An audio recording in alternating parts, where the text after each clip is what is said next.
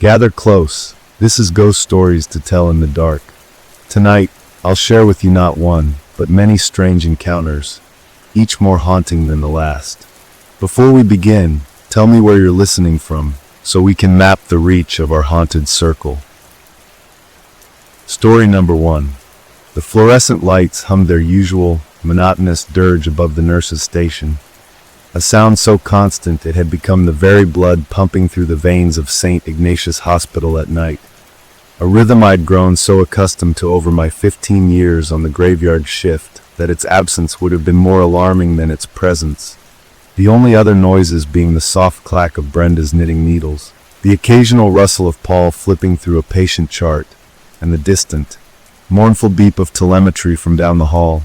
It was a Tuesday, or maybe a Wednesday, one of those deep night lulls where time itself seems to congeal into a thick, syrupy nothingness, and we were all fighting the pull of it, eyelids heavy, the bitter coffee in my mug doing little to stave off the creeping inertia, when the intercom crackled to life with a sharp, piercing static that made us all jump, a sound that was always just a little too loud, a little too harsh for the quiet hour, and then the voice, flat and digitally dispassionate, the same one that called for doctor assists and custodial cleanups, echoed through the empty corridors. Code blue, room 606. For a heartbeat, a single, suspended moment of pure confusion, we all just stared at each other. Brenda's needles froze mid-stitch. Paul's head snapped up from his paperwork, his brow furrowed. Because the order was all wrong, the cadence off. Codes are called by the specific location like Code Blue, ICU, or Code Blue, Ward 4 West, not by a room number, and then a second later, the reality of the number itself hit me like a physical blow to the chest, a cold dread that started in my stomach, and radiated outwards, chilling my fingers, because room 606 didn't exist, not anymore, it hadn't for decades. It was a piece of hospital history, a ghost story told to wide-eyed new hires, a wing that was sealed off after some long-ago tragedy, a fire or an outbreak. The details were always hazy, purposefully forgotten, the door bricked up and painted over so many times it was now just a blank, anonymous stretch of wall in a forgotten hallway near the old psychiatric wing. What in God's name was that? Brenda whispered, her voice trembling, her knuckles white around her knitting needles, and Paul, ever the pragmatist, already had the phone to his ear, barking into the receiver. Maintenance, this is Nurse Paul on 6 West. We just had an intercom glitch, a false code blue call for a sealed room. Can you check the system?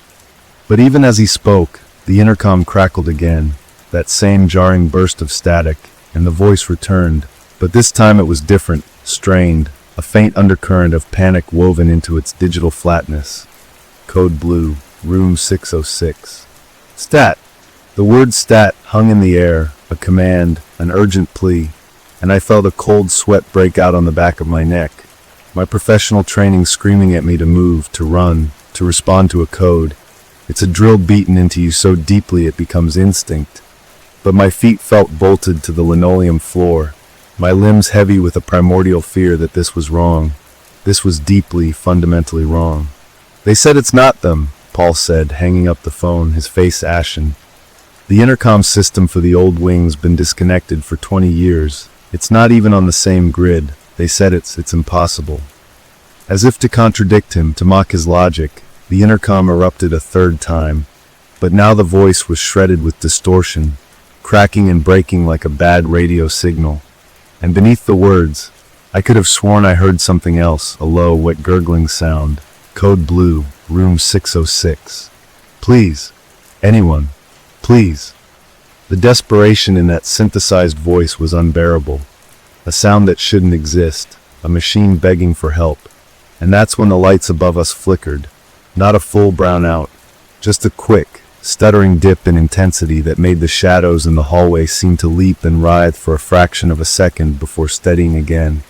And a low hum I'd never heard before, a subaudible vibration that I felt more than heard, began to thrum through the soles of my shoes. We have to check, I heard myself say, my own voice sounding thin and reedy far away. We have to, it's a code.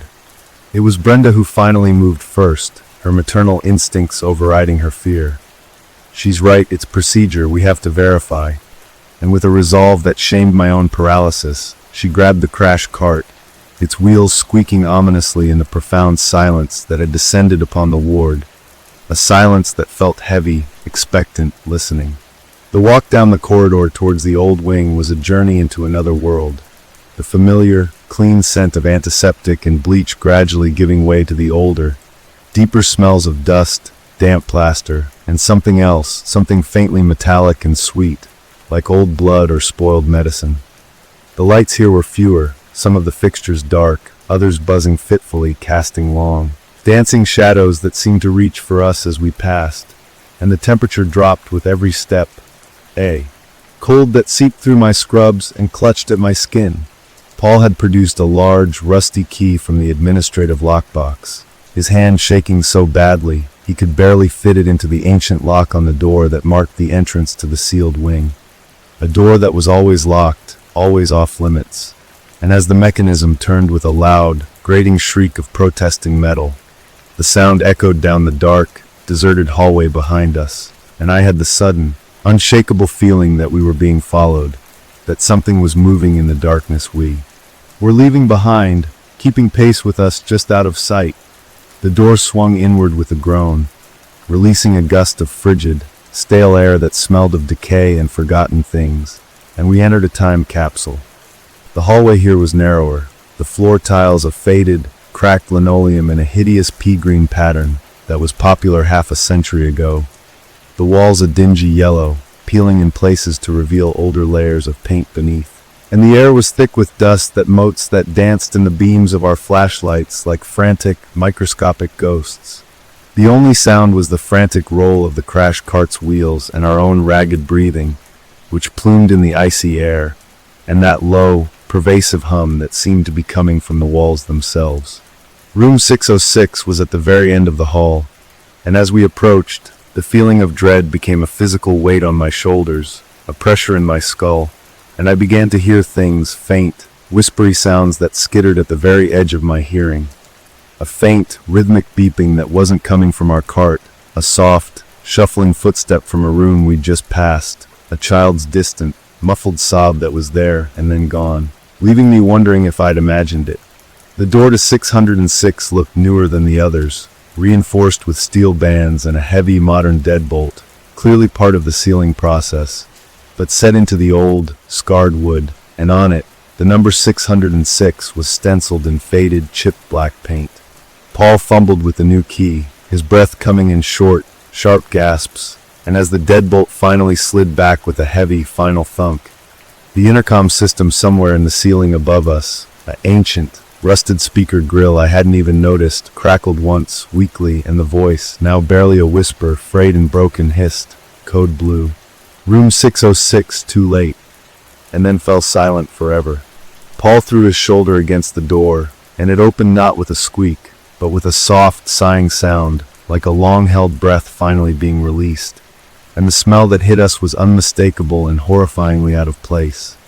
The sharp, clean scent of rubbing alcohol, the sterile odor of fresh linen, and underneath it, the faint, coppery tang of blood. It was the smell of a hospital room currently in use, a living, occupied space.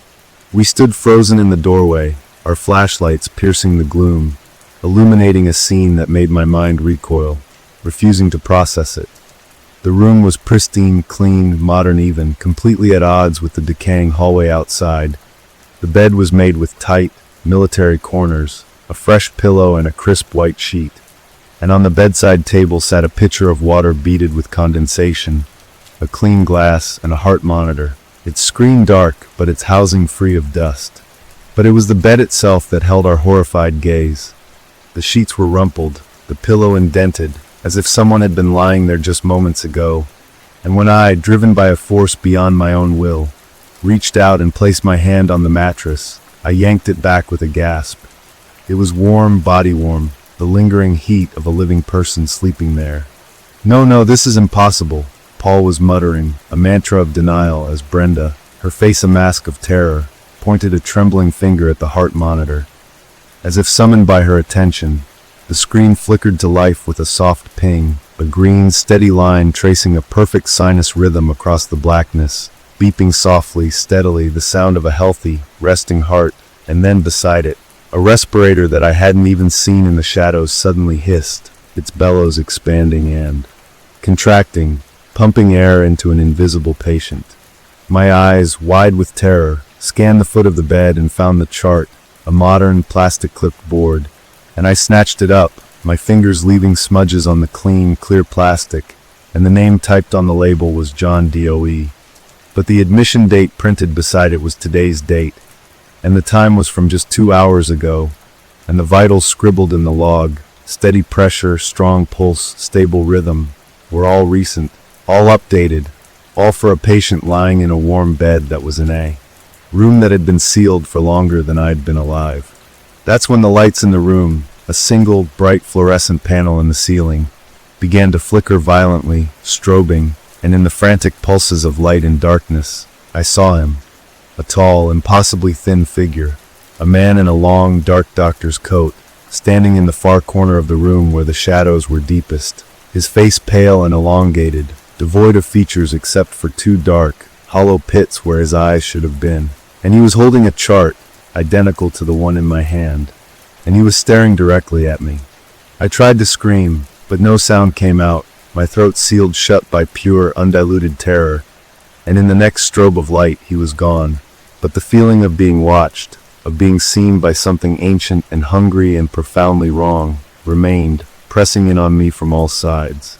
The heart monitor's beeping began to accelerate, faster and faster, escalating from a steady rhythm into a frantic, panicked tachycardia, the green line spiking wildly on the screen, and the respirator began to wheeze and choke, its hiss becoming a ragged, desperate gasping sound, and the air in the room grew thick and cold, so cold it hurt to breathe, and the whispers started, not from the intercom this time, but from all around us, from the very walls, a chorus of faint, agonized voices, pleading, begging, crying for help, for mercy, for a doctor, and beneath it all, I heard one voice clear above the others, the same flat, digital voice from the intercom, but now it was broken, sobbing, saying, "I'm sorry, I'm so sorry, I couldn't save them, I couldn't save any of them."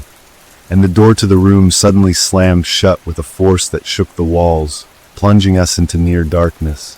The only light coming from the frantic, flickering glow of the heart monitor, which now flatlined, emitting a single, continuous, ear-splitting tone that screamed into the suffocating blackness. And in that final, terrifying flash of light before the monitor itself died, I saw the figure again, right in front of me, his featureless face inches from mine, and I felt an icy, skeletal hand brush against my cheek, and a voice, not a whisper but a clear, cold, clinical thought inserted directly into my mind, said, "The system must be maintained. The rounds must be made. The code must be answered." When the lights in the hallway outside finally surged back to full strength and security burst through the door, finding us huddled on the floor, sobbing and incoherent, the room was exactly as it should have been, thick with decades of dust, the bed frame rusted and bare, the machines ancient, silent relics covered in grime and cobwebs, the patient chart gone from my hand as if it never existed. They wrote it off as a shared hallucination, a mass hysteria triggered by a faulty power transformer and the stress of the night shift. A story they forced us to repeat until even we began to doubt our own senses. But I know what I felt, what I saw, what I heard, and every night since, when the hospital grows quiet and the hum of the fluorescence becomes the only sound, I hear it, faint but clear, a ghost in the wiring, a echo in the pipes, the intercom in an empty hall crackling to life, and a voice, sometimes calm, sometimes desperate, but always calling, always pleading, for a code blue in a room that doesn't exist. And I know, with a certainty that chills my soul, that it's a call that must be answered, a duty that forever remains, and that someday, someone else will have to go down that dark hallway. And I pray to a God I no longer believe in that it isn't me, because the doctor is still making his rounds, and he always needs a new nurse for his team. They sent me home for a week with a prescription for sedatives and a card for the employee assistance program, the kind of bland, concerned gestures management uses to plaster over things they don't understand and don't want to. And for those 7 days I tried to lose myself in the mundane noise of daytime, in the glare of the sun and the sound of traffic and the simple, grounding reality of making coffee and doing laundry. But the daylight world had become a thin veneer, a fragile film over. Something vast and dark and hungry that had been waiting just beneath the surface all along. And the night, my old domain, was now a different country, one I was terrified to re-enter. Brenda never came back. She took an immediate early retirement. Her nerves shot to hell, and Paul transferred to the pediatrics day shift, his hands still shaking too badly to insert in 4. He told me over the phone in a hushed, broken voice, and I was left alone, the last one who knew, the last one who had felt the warmth of that impossible bed and heard the desperation in that digital sob. And the weight of that knowledge was a stone in my gut, a constant, cold companion. When I returned to work, the night shift was staffed with fresh faces. A young man named Leo and a woman my age named Sarah who had transferred from a hospital that had closed down. And they knew the official story, the power surge, the shared stress hallucination, and they looked at me with a mixture of pity and morbid curiosity, carefully avoiding the subject, treating me like a convalescent, which in a way I was, but I was convalescing from a wound no one else could see. The first night back was a special kind of torture, every flicker of the lights making my heart hammer against my ribs, every innocuous overhead page causing me to flinch, my body humming with a constant low-level terror, my ears straining for a sound I both dreaded and perversely expected to hear. But the night passed with a brutal, mundane normality, the usual chest pains and insulin adjustments and confused elderly patients.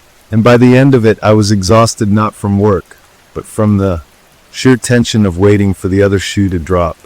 The second night was the same, and the third, and slowly, insidiously, the rational part of my brain began to win out, began to whisper that maybe it had been a hallucination, a perfect storm of suggestion and faulty wiring and sleep deprivation, that the warmth of the bed had been a heating pipe running beneath the floor, the voices a trick of the wind in the old ducts, the figure a shadow cast by the strobing light, a comforting, logical lie I desperately wanted to believe.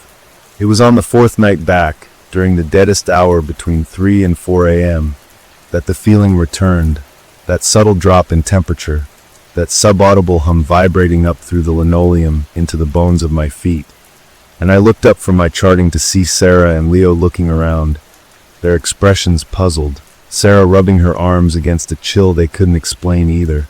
And that's when the intercom in our station, the modern one, the one that was definitely connected and functional, let out a burst of static that was utterly wrong, a sound of tearing fabric and screaming metal compressed into a split second, and then a voice, a different voice, a real human voice choked with tears and raw panic. A young woman's voice, a nurse's voice, shrieked, "Code Team TO606. For God's sake, anyone, he's crashing." And then it cut off with a finality that was louder than any sound. Leo jumped up, his training kicking in. "What the hell was that?" "Did you hear that?" he said, already half out of his chair. But Sarah and I were frozen, locked in a shared paralysis of dread, because we both knew, we both felt the wrongness of it, the ancient fear that had been waiting in the walls of this place for decades. "It's a glitch, it has to be," Sarah said, but her voice was trembling, her eyes wide with a fear she didn't understand but felt in her marrow. And before I could stop him, before I could form the words to tell him to stop, to not acknowledge it, to not listen, Leo was on the phone to security, repeating the same futile words Paul had spoken weeks ago, and getting the same impossible answer. The system was clear. No page had been made. The old wing wasn't even on the grid. We sat in terrified silence for 10 minutes, 20, the clock ticking impossibly slowly, the cold in the air intensifying, that low hum growing steadily louder, now a palpable vibration in the fillings of my teeth. And then the lights along the hallway leading to the old wing began to flicker, one after another, like a wave of dying energy rolling towards us. And from the darkness down that corridor, we heard it, the distinct, squeaky roll of a crash cart's wheels, moving slowly, purposefully, towards the sealed wing. Leo heard it too, his bravado gone, his face pale.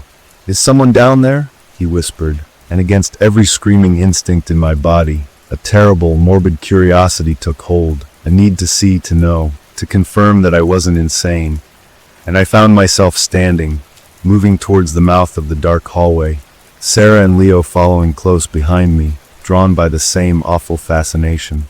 The squeaking of the wheels stopped, replaced by the sound of a door groaning open on rusted hinges, the sound we had made weeks before, and then the soft, sighing sound of it closing, and then silence, a silence so deep and absolute it felt like a physical pressure on my eardrums. We stood there at the threshold of the dark hall, peering into the gloom, and then a single light flickered on at the very end, the light from room 606, spilling a sickly yellow glow into the hallway, and silhouetted in that light was the crash cart, parked neatly outside the door as if waiting for a team to arrive. That's when the whispers started again, but this time they weren't pleas for help.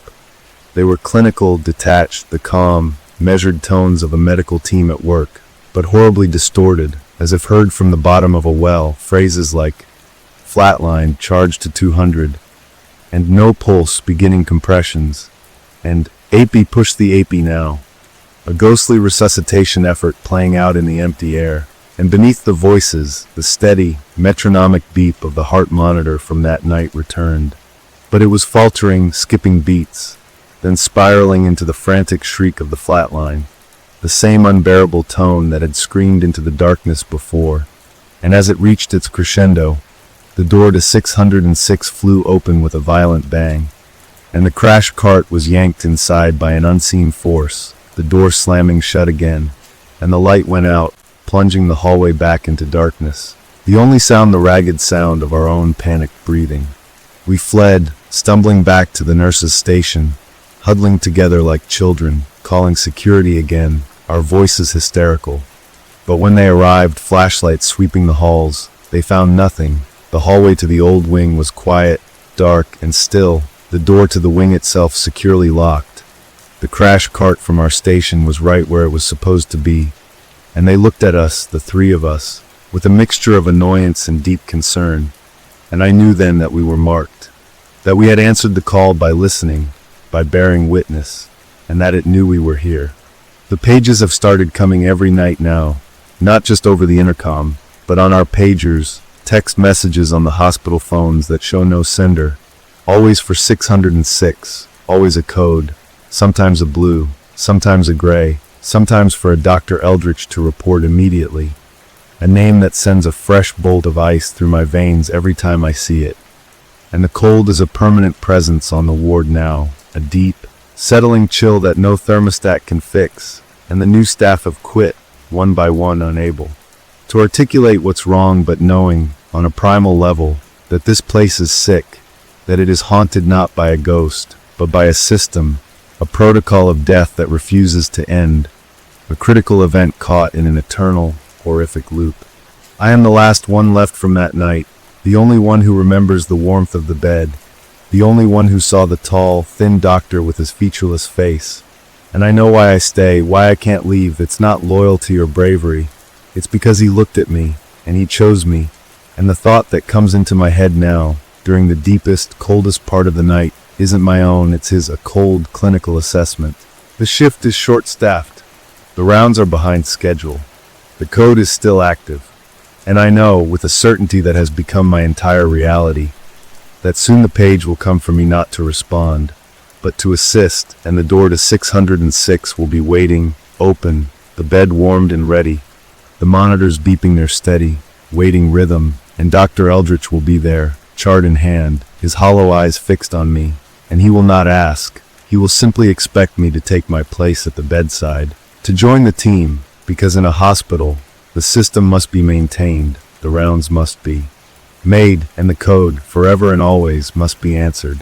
The silence after security left was heavier than any I'd ever known, a thick, suffocating blanket that seemed to absorb all sound and light and hope, leaving only the three of us huddled at the nurse's station, shivering not from the pervasive cold, but from a terror so complete it felt like a fundamental change in our very chemistry.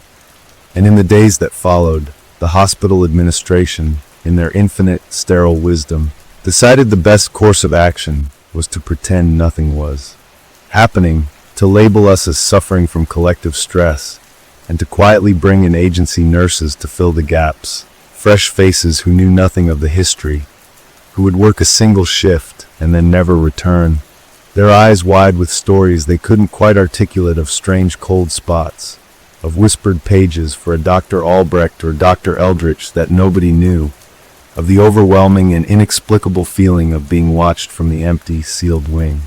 Sarah lasted a week before she called in sick and never answered her phone again, and Leo, poor brave, foolish Leo, tried to confront it.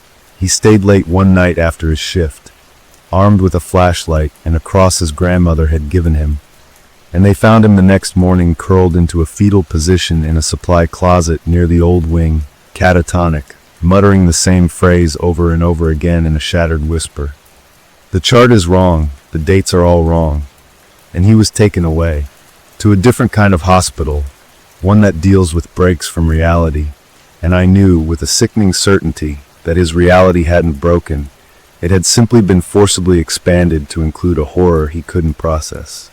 Now I am utterly alone on the night shift, the permanent staff nurse for a ward that has no patients, because management, in a move of breathtaking denial, has stopped admitting anyone to the 6th floor, citing renovations that never begin, leaving me to sit each night from 11 to 7 in a vast, empty, silent ward, a night watchman in a haunted house, my only duty to be present, to answer the phones that never ring for anything real, to push paperwork that has no meaning, and I know the truth of it. This is their solution, their way of containing it, of feeding it, because they know, on some level they must know, that it requires a witness, it requires a nurse on duty, and they have chosen me to be the sacrifice, the lone offering to whatever machinery of anguish is trapped behind that sealed door.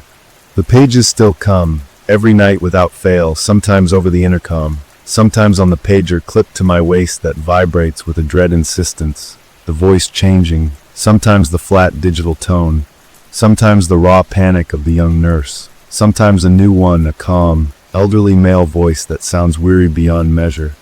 But the message is always the same. The room is always 606, and each time I hear it, a little more of my resistance erodes, a little more of my fear is replaced by a grim, resigned understanding. The cold is my constant companion now, a deep, bone-aching chill that my heater cannot touch, and the humming from the walls is a perpetual soundtrack to my solitude, a vibration that seems to sync with my own heartbeat, slowing it, calming it, preparing it. I've started seeing things out of the corner of my eye, not just the tall figure of the doctor, but others, fleeting glimpses of orderlies pushing empty gurneys that squeak down the darkened hallways, of nurses in old-fashioned uniforms hurrying past doorways with determined, anxious expressions, their faces blurred and indistinct, a whole spectral staff going about their duties, forever trapped in the moment of whatever catastrophe sealed their fate.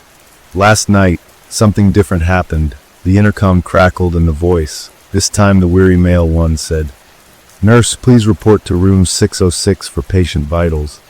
And it wasn't a demand, it was a request, and for the first time, I felt not fear, but a profound, soul-crushing pity, a sense of a duty so immense and terrible that it transcended death itself, and I found myself standing, my legs moving of their own volition, not in terror, but with a heavy, inevitable purpose. I walked the long hallway, the air growing colder with every step, the whispers of the unseen staff seeming to part from me, a respectful silence falling in my wake, and the door to the old wing was already open, not forced, but unlocked and waiting, and the hallway beyond was no longer decaying and dusty, but clean, bright, and bustling with the ghostly echoes of a busy hospital from another time, the smells of antiseptic and illness fresh and immediate. The door to 606 was ajar and soft, warm light spilled from it, and I could hear the steady, strong beep of a heart monitor from within. I didn't go in. I couldn't. Not yet. I stood there at the threshold, and I saw him inside, Dr. Eldritch. He was standing by the bed, his back to me, his tall frame bent over a patient I could not see, and he was speaking in a low, soothing, clinical tone. "Vitals are stable now, just rest. We're here, we're right here." And he turned his head, not his body, and I saw his profile, the pale, stretched skin, the dark hollow of his eye socket. And he didn't look at me with malice, but with a desperate, eternal need, and then the door slowly swung shut, and the vision faded, leaving me standing alone in the dark, dusty, silent hallway of the present. I know now that this is my purpose, my eternal shift. They are not malevolent, they are stuck, a moment of critical failure frozen in time. A medical team that failed to save a patient, and in doing so, doomed themselves to repeat the effort for all eternity. And they need a living nurse, a real one, to complete the team, to finally somehow get it right. The intercom will call again tonight, and every night after, and one night soon. I will not just walk down the hall, I will open the door. I will step into that warm, bright light. I will take the proffered chart from Dr. Eldritch's icy hand, and I will note the vitals of the patient that doesn't exist, and in doing so, I will finally answer the code, and I will become a permanent part of the staff, another echo in the system, forever making my rounds, forever checking the chart, forever waiting for a shift change that will never, ever come. The weight of that understanding has settled upon me not as a sentence, but as a dreadful, inevitable vocation, a calling from which there is no resignation, no pension, only a slow, chilling integration into the fabric of this place. And my nights have fallen into a new, terrifying rhythm dictated by the unseen clock of that other ward. I no longer jump at the intercom pages, I simply note them, a part of my internal log, and the cold has seeped so deep into my bones that the warmth of the day outside feels like a distant, feverish memory, an alien climate my body can no longer tolerate. I've started bringing a heavier sweater, not for the thin air conditioning of the Real Hospital, but for the profound, grave-like chill of the sixth floor's true nature, and I find myself listening for the whispers, not with fear, but with a nurse's attentive ear, trying to distinguish the phrases, to learn the patterns of the eternal code. Blood pressure dropping. Prepare for transfusion. Where is the O negative? A litany of failure that plays on its hellish loop. The spectral staff has become more solid, more real to me than the daytime administrators who occasionally check on me with tight, worried smiles, their eyes skittering away from mine, afraid of what they might see. I see the orderly with the limp pushing his empty gurney every night at 2:17 a.m., his face a mask of grim duty. I see the young nurse with the tear-streaked cheeks who first called the code, forever hurrying down the hall with a tray of instruments that clatter with a sound only I can hear. They are my colleagues now, the only ones who share my shift, and I have come to recognize their silent anguish, their desperate dedication to a patient who can never be saved. Last night, the page came not as a sound, but as a pressure in my skull, a direct, silent command, vitals. Now. And I stood, my body moving with a calm certainty that was not my own, and I walked to the medicine room, my footsteps echoing in the absolute silence, and I opened the cabinet to get a thermometer and a blood pressure cuff, my hands moving with practiced ease. But when I looked down at the tray in my hands, the instruments were not the modern digital ones from my world. They were heavy, cold, antique things. A glass mercury thermometer, a manual sphygmomanometer with a faded velvet cuff, a stethoscope with a bronze bell that felt icy to the touch. And I knew, with a heart that beat a slow, cold rhythm of acceptance, that these were my tools now. I carried the tray down the hall, and the transition was seamless this time. One step I was on the cracked linoleum of the present. The next I was on the gleaming, freshly waxed floor of the past, the air humming with the activity of a hospital in its final, frantic moments of life, the ghostly staff nodding to me as I passed, their eyes holding a flicker of pathetic gratitude that I had finally arrived. The door to 606 was open, the warm, clinical light spilling out, and inside, the room was a blur of focused energy. The tall, thin form of Dr. Eldritch was bent over the bed, his long, pale fingers pressing on a chest I could not see, his voice a low, steady murmur of instruction, and the heart monitor beeped with a frantic, unstable rhythm.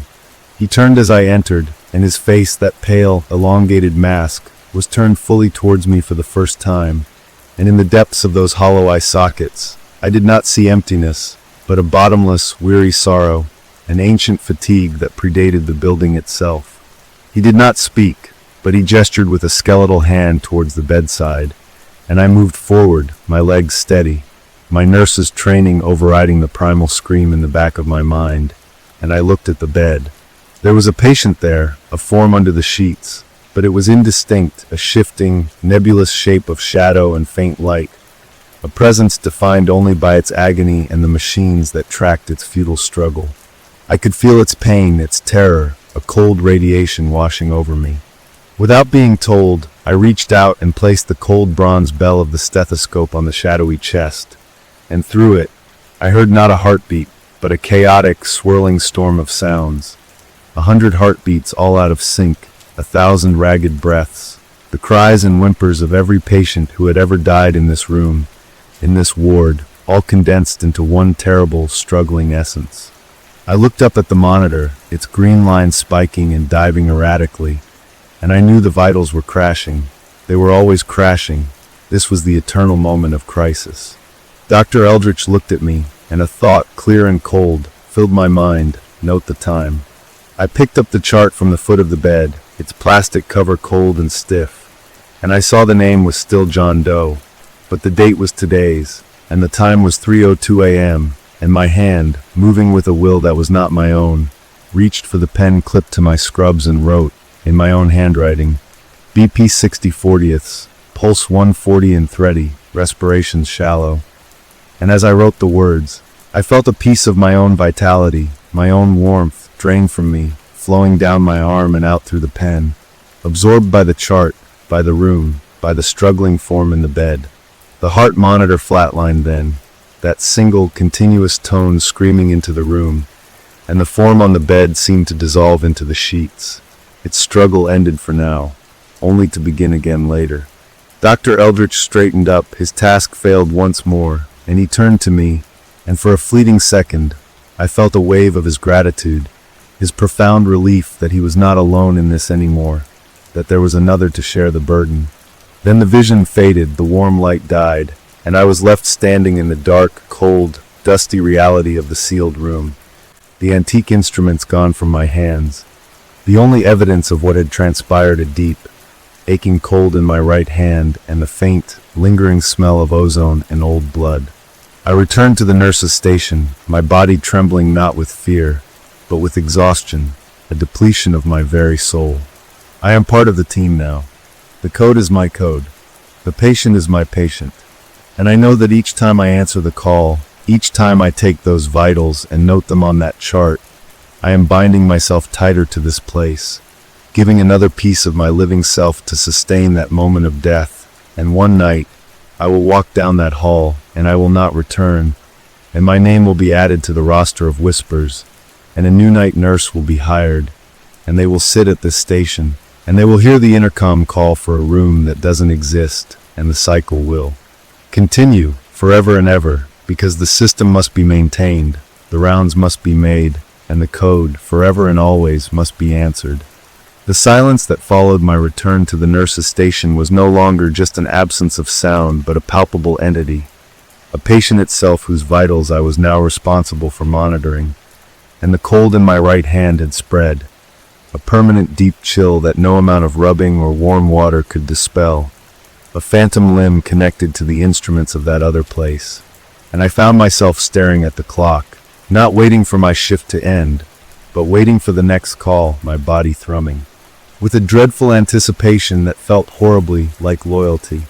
The daytime world has become a blurry, insignificant dream, the people in it flat and unconvincing, their concerns trivial compared to the profound, eternal struggle I participate in every night. And when I go home to my empty apartment, the silence there is wrong. It's a warm silence, a living silence, and it feels like a dereliction of duty, a abandonment of my post, and I find myself missing the hum of the ward, the creeping cold, the soft, desperate whispers of my colleagues, because that is what they are now, my colleagues, my team. Last night, the page came earlier, just past midnight, not through the intercom or my pager, but as a sudden, sharp pain behind my eyes, a migraine of command, and I was moving before I even consciously registered it. My body no longer my own, but an instrument of the ward, and this time I did not go to the medicine cabinet. The antique tray was already waiting for me on the counter of the nurse's station. The mercury thermometer glowing faintly in the dim light, the velvet cuff of the blood. Pressure monitor looking disturbingly like a burial shroud. The hallway to the old wing was already transformed, the transition instantaneous, the air buzzing with the frantic, silent energy of the ghost staff, who now acknowledged me not with nods, but with looks of grim expectation, as if I were a junior resident finally being allowed to assist in a major procedure. The door to 606 was wide open, the scene inside one of organized chaos. Dr. Eldritch's tall form a nexus of calm authority amidst the storm, his long fingers performing chest compressions on the shifting, shadowy form of the patient, the rhythm of his movements a silent, desperate metronome against the screaming flatline of the heart monitor. He did not look up as I entered, but his voice, that cold, clear thought, sliced through the auditory chaos in my head, airway. Now. And I was at the bedside, my chilled hands moving with an expertise I do not possess, tilting the nebulous head of the patient back, and I saw its face for the first time. It was a shifting mosaic of features, 100 faces superimposed over one another, men, women, children, all contorted in the same rictus of agony, their mouths open in silent screams, their eyes pleading, and the smell that rose from it was not of death, but of fear, pure, concentrated elemental fear. I reached for the amba bag, a heavy rubberized relic that felt alive in my hands, and I placed the mask over that terrible, shifting face, and as I squeezed the bag, forcing air into lungs that could not possibly exist, I felt a resistance, a terrible spiritual pushback, as if I were trying to inflate a stone, and a wave of cold so absolute it burned shot up my arms and into my chest. The heart monitor continued its single, unwavering tone, a verdict, and Dr. Eldritch stopped his compressions, his shoulders slumping in a gesture of infinite weariness that spanned centuries. He turned to me, and in the depths of his hollow eyes, I saw not disappointment, but a shared burden, a communion of failure. Time of death, his thought echoed in my skull, heavy and final. My hand, trembling not from fear but from the cold energy coursing through it, reached for the chart. I noted the time, 3:17 a.m., and as I wrote the words code blue terminated. Patient expired. I felt the last of the warmth in my body leach out through the pen, a final offering, and the form on the bed dissolved completely, leaving only a rumpled, empty sheet and the screaming monitor. As the room began to fade back to dust and decay, Dr. Eldritch reached out one long, pale finger and touched the back of my icy hand, and where he touched, a sensation not of cold, but of a profound, static connection remained, a brand. The vision vanished, and I was alone in the dark. But I was not the same. I am not the same. I can feel the structure of the place now, not just the physical building, but the temporal wound that is room 606, a crack in time that we are forever trying to suture. And I know that the patient is not a person, but the event itself, the moment of catastrophic failure. And we are not trying to save a life. We are trying to stop a death that has already happened from forever happening. And we are failing. We will always fail, and that is our purpose. The intercom is silent now. It doesn't need to call me anymore. I know when I am needed. I can feel the patient's vitals crashing in my own chest. The flatline scream is the sound of my own heartbeat slowing. And the cold is not around me. It is in me. It is me. I am the night nurse of room 606. My shift will never end. The chart is waiting. The doctor is making his rounds. And I am finally, terribly ready to assist. The brand on my hand where he touched me is not a mark of heat or pain, but of absolute zero, a perfect circle of nothingness that seems to absorb all sensation, all light, all hope, and it pulses in time with the low hum of the ward, a second, silent heart beating a rhythm of eternal duty deep within my flesh, and my perception has shifted irrevocably. I no longer see the modern hospital, but a double exposure, a palimpsest where the gleaming, frantic past is superimposed over the decaying. Present, the ghostly staff moving through the solid walls. Their urgent whispers a constant soundtrack beneath the mundane hum of the real world's fluorescence, and I can smell their fear, a coppery tang like old pennies in ozone, and the sweet, cloying scent of the lilies that must have stood in the reception area the day the original tragedy unfolded, a smell of funerals that has lingered for half a century. I don't wait for a page anymore. The need pulls at me, a magnetic tug in the pit of my stomach that grows stronger as the moment of crisis approaches, and I move through the corridors of both times at once, a living ghost in my own right, and the real-world security guards who do their nightly rounds avoid me now, their flashlights skittering away from my form, their faces pale with an instinctual dread they cannot explain, for they see only the shell of me, the woman frozen at her station, but they feel the other thing, the cold, ancient presence that has taken root within me. Last night, the pull was stronger than ever, a physical yank that drew me from my chair and down the hall before the clock even struck 2. And the transition was complete before I took my third step. I was fully in their time, the linoleum gleaming under my shoes, the air thick with the smell of industrial cleaner, an underlying note of sepsis. And the staff did not just acknowledge me, they parted from me, their faces etched with a desperate hope that I, the living one, could somehow change. The outcome, that my warmth could tip the scales. The door to 606 was not just open, it was gone. The room itself expanded, bleeding out into the hallway, a theater of medical despair, and at its center was the bed, and the thing upon it was more defined tonight, less a shifting mosaic and more a concentrated knot of anguish, a human-shaped void that pulled all light and sound into itself, and around it the spectral team worked with a frantic, silent haste, administering medications from syringes that contained a dark, shimmering fluid, adjusting dials on machines that crackled with wrong energy. Dr. Eldritch stood at the head of the bed, his hands not performing compressions but held palms down over the void, as if trying to contain it, to push it back into a shape that could be saved, and his entire form was vibrating with the strain, a low moan emanating from him that was the source of the hum I'd heard for months. He turned his head towards me, and his hollow eyes were not pits of sorrow, but gateways, and for a terrifying instant, I saw through them into an endless, frozen desert where countless other versions of this same moment were playing out simultaneously, an infinity of failure, a fractal of death. His thought entered my mind, not as a command, but as an invitation, a plea, your turn.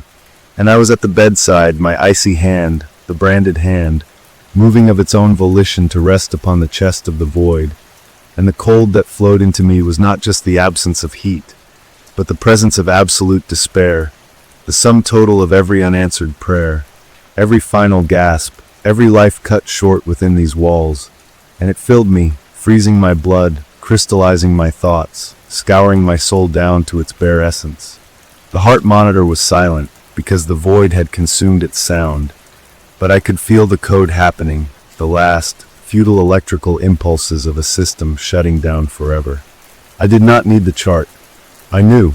My voice, when it came, was not my own. It was a dry rasp, the sound of dust and bones, and it spoke a single word that was not a word but a verdict, a signature on a death certificate that had been waiting for my name for decades, time. And as I said it, I felt the last of my living self, the last memories of sunlight and love and choice, freeze, shatter, and get pulled into the void. The scene dissolved, but I did not return to the nurse's station. I was still in the room, the real, dusty, sealed room, and Dr. Eldritch was still there, standing beside me, and I could see him clearly now, not as a monster, but as a man, the first chief of staff, the one who had been on duty that fateful night, his face etched with the same terrible responsibility that now claimed me. He did not speak, but he gestured to the wall where a fresh, new nurse's station had been installed, an antique desk with a ledger upon it, and I understood. This is my post now. The intercom in the real world crackled to life one last time, and my own voice, but filtered through decades of static and pain, echoed through the empty halls of the present. Code Blue, Room 606. All staff report. It was a call for help that would never come, a summoning for a team that was already here, forever trapped, forever trying. I am the night nurse of Room 606. The system is maintained. The rounds are made. The code is eternally answered. And we are always forever too late. Story number 2. It all started as a stupid college dare, the kind of thing that seems hilarious when you're fueled by cheap beer and the invincible arrogance of being 19. A prank born from campus lore about the old payphone at the edge of the woods that supposedly rang every night at 3 a.m. with a call from the other side. We'd heard the stories, of course, whispered during late-night study sessions or around flickering bonfires at the lake, about how the phone would ring, and if you were foolish enough to answer it, the voice on the other end would be someone who had died that very day, a final whisper to the world. And we laughed it off, me and my roommate Leo, and our friends Chloe and Mark, because it was just another stupid ghost story, like the tale of the girl who haunts the library stacks or the janitor who never really left the chemistry lab. But then Mark, who was always the most reckless of us, the one who'd jump off the quarry cliff first or shotgun a beer the fastest, said we should actually be there at 3 a.m. and see for ourselves. And he made it a bet, said whoever chickened out had to take his midterm biology exam for him. And of course we all agreed, because the alternative was admitting we were scared of a fairy tale. So the next night, or rather, very early that morning, we found ourselves huddled together in the damp, chilly air, the four of us standing on the cracked asphalt of the abandoned service road that led to the old, decommissioned forestry building, the woods a solid wall of impenetrable blackness behind us, the only light coming from the weak, jaundiced glow of the single street lamp that hummed overhead, illuminating the payphone itself, which was a relic, a heavy, black monstrosity with a metal cord and a rotary dial, covered in a thick layer of grime and etched with decades of graffiti, looking like it hadn't been used since the 90s, and we were joking, shoving each other, our voices too loud in the profound silence that surrounded us, a silence that felt heavy and watchful, checking our phones every 30 seconds as the time crept towards 3 a.m. And I remember the jokes started to die in our throats as the minute hand clicked into place, because the silence somehow deepened, the usual nocturnal sounds of the forest, the crickets, the frogs, the rustle of leaves, all ceasing at once as if someone had thrown a switch, and we all just stood there, holding our breath, the only sound the frantic hammering of my own heart in my ears. And then it happened, a shrill, mechanical scream that shattered the absolute quiet, the payphone's bell ringing with an ear-splitting, urgent clarity that made all four of us jump violently, the sound impossibly loud and demanding in the dead of the night. And we stared at each other, our eyes wide, our earlier bravado completely evaporated, because the story was true. The damn thing was actually ringing, and we were frozen, a collective statue of fear, until Mark, his face pale but set in a determined grin, said, "Well, someone has to answer it, unless you all want to explain to Professor Hendricks why you're failing his class." And he took a step forward, but Leo grabbed his arm, his voice a tight whisper. "Dude, don't, this isn't funny anymore." But Mark shook him off. "It's just a phone, probably some kids on the other side of campus pranking us. They probably set this whole lore up themselves." And before any of us could stop him, he strode the last few feet, grabbed the greasy receiver, and put it to his ear, saying, "Yeah, who is this?" with a forced bravado that sounded thin and brittle. And we watched his face, illuminated in the sickly yellow light, and we saw the color drain from it completely, his joking expression melting away into first confusion, then a dawning, profound horror, his knuckles turning white as he gripped the phone, his voice dropping to a disbelieving whisper. "What? No, that's not possible. Who is this?" And then he was silent, just listening, his eyes wide and unblinking, fixed on some horrible middle distance, and a single tear traced a clean path through the grime on his cheek. And after what felt like an eternity, he slowly, mechanically, hung up the phone, the click echoing like a gunshot in the quiet. And he turned to us, his body trembling slightly, and he said, his voice hollow and broken, "It was my mom. She said she's sorry she didn't tell me she was sick, that she loved me, that the car hit black ice." And he choked on a sob. "She said to tell me she's okay now, and not to be scared." And we were stunned into silence, because Mark's mom was the picture of health, a marathon runner who sent us care packages of organic snacks every month. And the night was clear, not a hint of ice anywhere, and we tried to rationalize it, telling him it was a sick, twisted prank, that someone was messing with him, but the sheer, visceral Terror on his face was real, and he was inconsolable, so we hurried back to the dorm, a silent, shaken procession, and we put Mark to bed, him clutching his phone, muttering about needing to call home. But it was 3 a.m., he couldn't wake her, and we all tried to sleep, but sleep was impossible. The image of that black phone and the sound of its ring etched into my mind. And the next morning, the news came. A phone call from Mark's father, his voice cracked and raw with a grief so fresh it sizzled. Through the phone line, there had been an accident late last night. His mother was gone, a sudden, tragic thing on a remote highway. Black ice was suspected, and in that moment, hearing Mark's wail of anguish from his room, the world tilted on its axis, because the prank, the story, the payphone, it was all real, and we had touched something we never should have touched. We had listened to a voice from beyond the grave, and the horror of that knowledge settled over us like a shroud, heavy and suffocating, and we made a pact, the three of us who were left, that we would never, ever go back, that we would never speak of it again, that we would try to forget the impossible truth we had stumbled upon. But the memory of that night was a stain on our souls, and for weeks afterwards we were jumpy, paranoid, flinching at every unexpected sound, especially as 3 a.m. approached, each of us lying awake in our beds, staring at the ceiling, praying not to hear that ring. And for a while it seemed like the nightmare was over. We focused on classes, on being there for Mark, who was a ghost of his former self, hollowed out by grief and the terrifying knowledge of how he'd first learned of it. And we started to believe that perhaps it had been a one-time thing, a horrific coincidence that aligned perfectly with a campus legend, until exactly 1 month to the day after that first night. I was alone in the dorm. Leo was at the library. Mark was staying at his dad's for the weekend, and I was just drifting off to sleep when I felt it. A sudden, intense drop in temperature, a cold that seeped through my blankets and settled deep into my bones. And the digital clock on my nightstand flickered from 2:59 to 3 o'clock, and my blood ran even colder than the room, because from the common room of our small dorm suite, I heard it, the unmistakable, shrill, metallic ring of a rotary phone, a sound that had no business existing anywhere in our modern, Wi-Fi-enabled building, a sound that belonged only to that grimy relic in the woods, and my heart seized in my chest, a frantic, trapped bird beating against my ribs, because this was impossible. There was no phone in our common room. We used our cells for everything. The landline jack was empty, a useless plastic port on the wall, yet the ringing persisted, loud, urgent, and deafeningly present, echoing off the bare walls and the linoleum floor.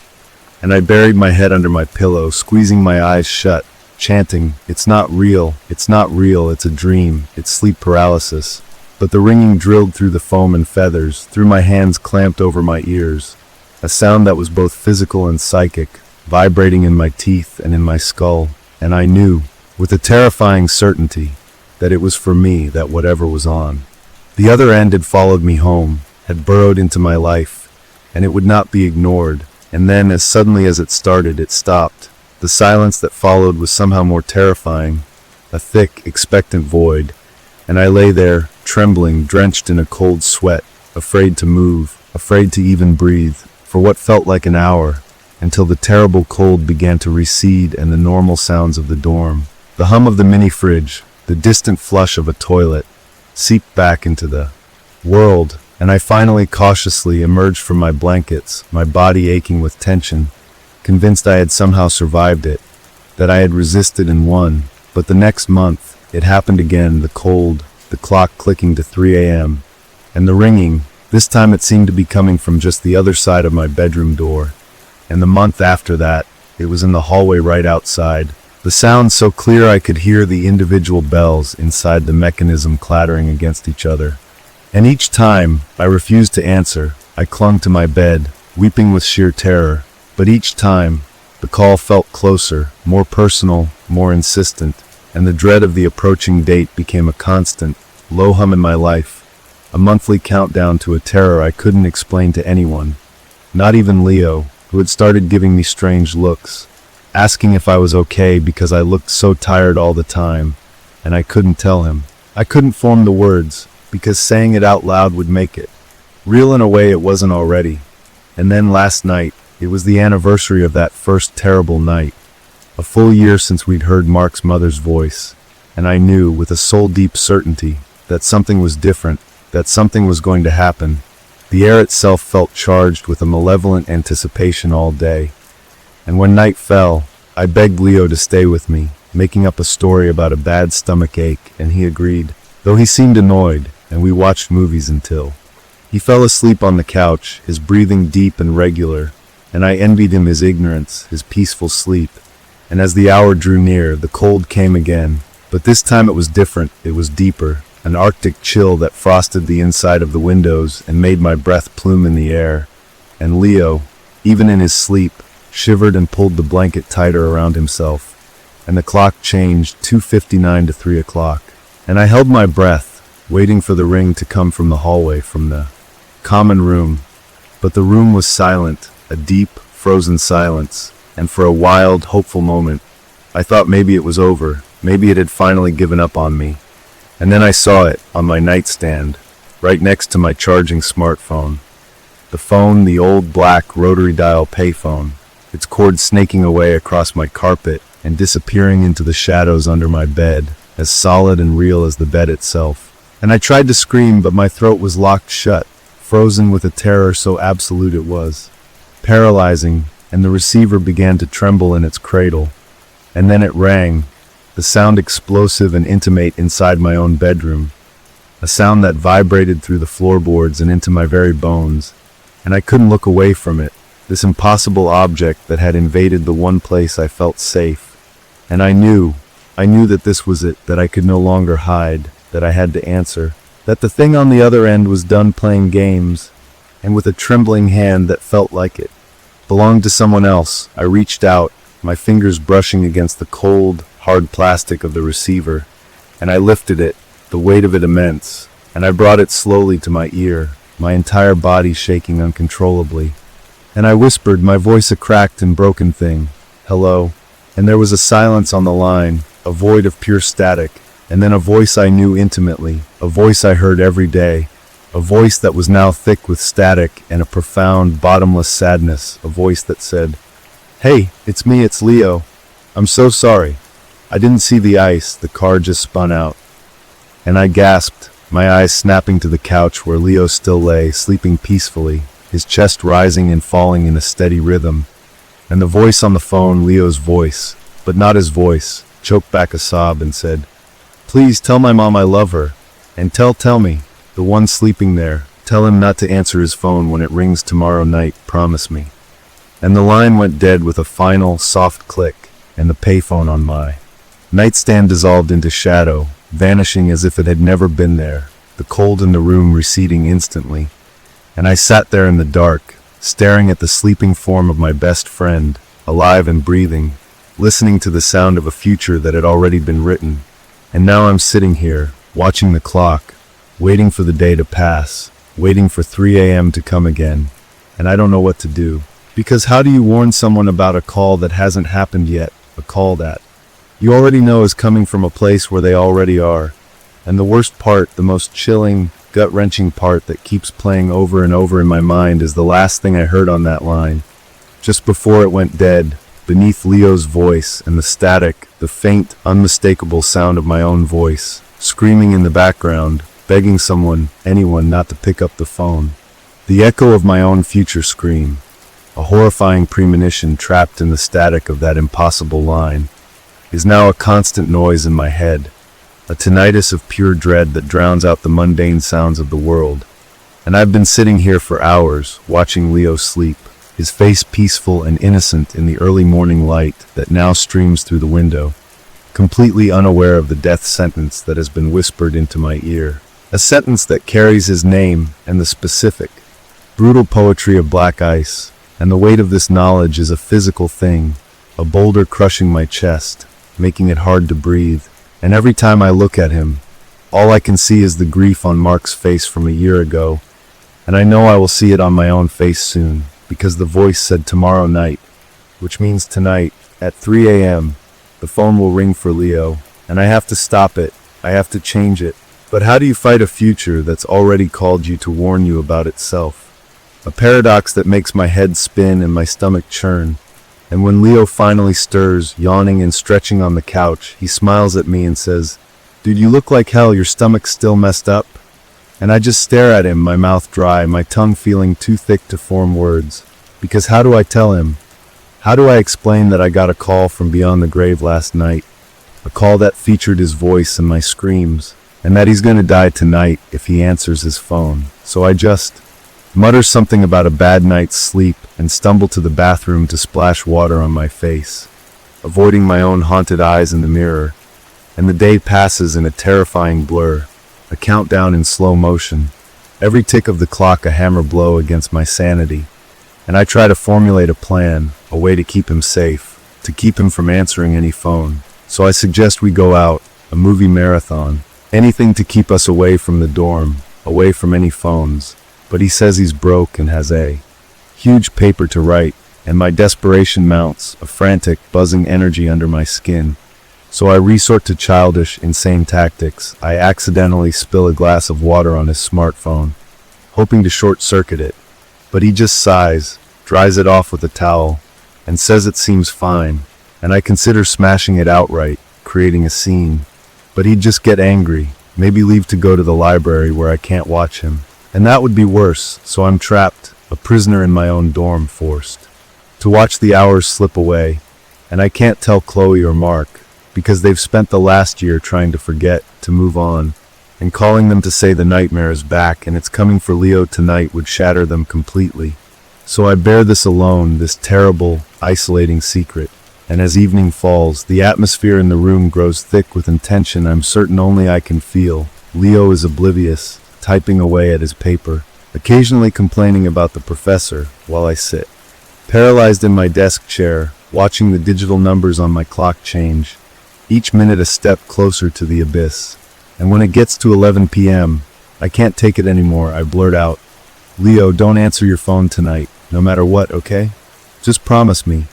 And he looks up from his laptop, his brow furrowed in confusion. "What? Why? You expecting a prank call or something?"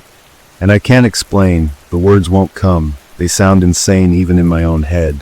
So I just say, "Just promise me, please, it's important." And he shrugs, "Yeah, okay, whatever you say, man," and goes back to typing, and his easy dismissal is somehow more terrifying than if he'd argued, because it means he hasn't truly heard me, he won't remember, and the night deepens. And he finishes his paper and gets ready for bed, and I pretend to sleep, lying rigid in my bed, my eyes glued to the red numbers of the clock, watching them relentlessly march forward. 2:30, 2:45, 2:55, and the cold begins to seep into the room again, a familiar, hateful presence that frosts the air and makes my teeth chatter. And Leo, in his bed, mutters in his sleep and pulls his comforter up to his chin. And at 2:59 his phone, the one I spilled water on, the one that was supposedly fine, begins to glow on his nightstand, the screen illuminating with an unknown number. And it starts to ring, not its normal melodic tone, but the harsh, metallic, rotary ring of the payphone. A sound that doesn't belong coming from a sleek piece of modern technology. A sound that is wrong on a fundamental level. And Leo stirs, groaning, his hand fumbling sleepily towards the screaming device. And I sit bolt upright in bed, my voice a strangled scream. "Elio, no. Don't answer it. You promised." But it's too late. His eyes are half open, clouded with sleep, and his thumb, acting on months of ingrained habit, swipes across the screen, and he puts the phone to his ear, mumbling, "Hello? Who is this?" And I watch, helpless, as the same transformation I saw in Mark a year ago happens to my best friend, the color draining from his face, his eyes widening in shock, and then in unimaginable horror. And he listens, his mouth agape, tears welling in his eyes, and he whispers, No, that's not. I'm right here. I'm in my room." And he looks over at me, his eyes meeting mine, and they are filled with a terror so profound it seems to swallow him whole. And he says into the phone, his voice breaking, "I'm already dead?" And the line goes dead, and the phone clatters from his hand onto the floor. And he sits there in his bed, trembling, staring at nothing, and I rush to his side, shaking him. Leo, talk to me. What did it say? What did they say?" And he turns to look at me, and his face is a mask of utter despair. and he says, in a voice that is hollow and empty, "It was my own voice, it was me. I was calling from the crash site. I was describing the tree my car wrapped around, the taste of blood in my mouth, the sound of the sirens getting closer. It said to tell you that you were right, that I shouldn't have answered, and that it's already done." And we sit there in the freezing room, holding onto each other as the first rays of dawn creep through the window, and the day passes in a numb, silent haze, both of us too terrified to move, to speak, to even think, prisoners of a future that has already happened, waiting for the clock to run out, because the call said it would happen tonight. But the light is here, and he is still here, and a tiny, desperate sliver of hope begins to worm its way into my heart. Maybe it was wrong. Maybe we changed it by knowing. Maybe the future isn't fixed. And by the time evening comes, Leo is almost himself again, trying to laugh it off, calling it a shared hallucination, a night terror, anything to claw back some sense of normalcy. And he says he's starving that. He's going to drive to the all-night diner off campus to get us some cheeseburgers, and my blood runs cold, and I beg him not to go. I tell him to order delivery. But he insists, saying he needs to get out, to clear his head, to feel like he's doing something normal.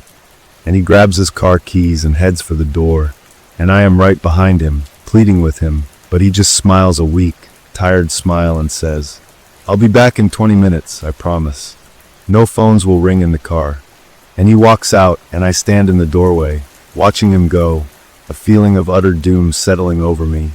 And I wait, each second in agony, and 5 minutes later, my own phone rings, and the caller ID shows Leo's name, and I answer it with a trembling hand. And it's not Leo, it's a stranger's voice, frantic and scared, saying there's been an accident, that a car hit black ice and spun into a tree, that they found this phone at the scene and hit redial, and would I please come quickly, and I collapse to my knees, the phone falling from my hand, because I finally understand the full, cruel horror of it all. The call last night wasn't a warning we could change. It was a notification, a receipt from the universe for a death that had already been purchased, an echo from a moment that was always going to happen. And the voices on the payphone don't just belong to the dead, they are the dead, and they're calling to make sure their stories are heard, too.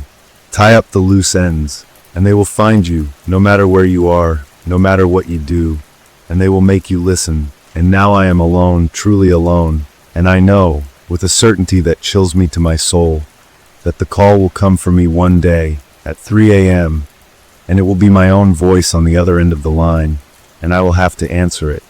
The silence in the dorm room after they called back to formally tell me, after the police came and I gave a hollow, shell-shocked statement that omitted the impossible phone call, was a physical presence, a thick, suffocating entity that filled the space where Leo's laughter used to be. And for weeks I moved through the world like a ghost myself, attending classes on autopilot, staring at pages of text that held no meaning, jumping at every ringtone, every chime, every vibration that cut through the air, because the terror had not left with him. It had burrowed deep inside me, a parasite of dread that fed on the ticking of clocks and the slow, inevitable march of time towards the next 3 a.m. And I avoided Chloe and Mark, their faces mirrors of a grief I shared but could never fully explain.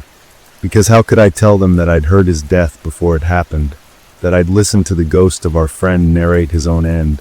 So I isolated myself, a prisoner in my own skull.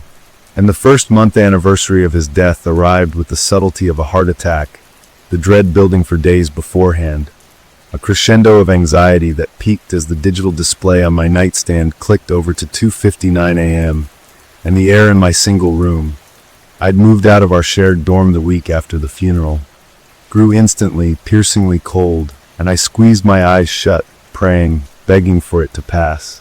But then it rang, not from my cell phone, not from some phantom payphone, materializing in the corner, but from within the walls themselves, a vibration that shook the plaster and the cheap framed poster of a mountain landscape, a ringing that was inside the very structure of the building, and I clamped my hands over my ears, but it was useless. The sound was in my bones, in my teeth, and it was his ring, the old rotary shriek, and it rang and rang and rang for the entire minute, a torturous 60 seconds that felt like an eternity in hell. And when it stopped, I was weeping, curled into a ball on my floor, and I knew then that this was my punishment, my eternal reminder, that every month, on the anniversary of that first horrific call in my old room, I would be forced to listen, to remember my failure, to hear the instrument of his death and know I could do nothing, and the months bled into one another, a monotonous cycle of dread and recovery, each 3 a.m. visitation leaving me more hollowed out than the last. And I started to research, desperately, obsessively, scouring the internet for any similar stories, any folklore about phones and the dead. And I found fragments, whispers of phantom callers and death omens, but nothing as precise, as malicious as this. And I even drove back to the old payphone once, in the blinding light of midday, but it was gone. The entire booth had been ripped out, leaving only a stained concrete pad and a few severed wires that curled from the ground like dead worms. And the hopelessness of that discovery was absolute, because there was no source to plead with, no object to destroy. The curse wasn't tied to a place, it was tied to me. It had chosen me as its witness, its monthly audience of one. And I began to change, my life narrowing to the space between these terrible appointments. I dropped out of college, I stopped seeing friends, I moved into a sparse, quiet apartment where the only clock was a battery-operated analog on the wall. Its silent, sweeping hand a gentle mockery of the digital countdowns that had haunted me. And I took a night job stocking shelves at a grocery store, a mindless, solitary task that kept me occupied during the witching hours. But no matter where I was at 3 a.m., in the stark, fluorescent-lit aisles surrounded by boxes of cereal, in my car parked by the river, walking the empty streets, the cold would find me, and the ringing would come, sometimes a faint echo as if from a block away, sometimes a deafening peal that seemed to originate from inside my own head, and I would simply stop and stand and endure it, a monthly seizure of the soul.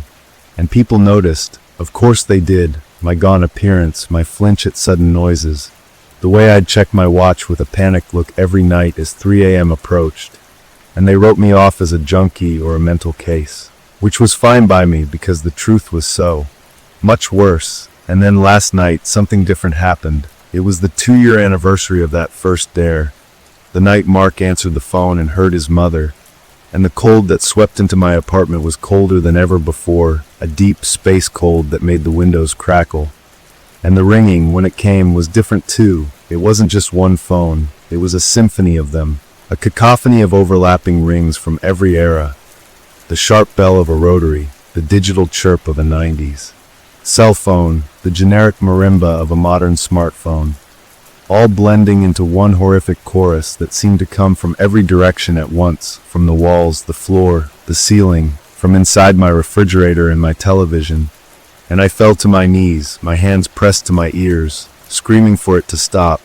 And in the brief silences between the rings, I heard them, whispers layered over each other, a crowd of voices from the void, and I recognized Mark's mother's gentle apology.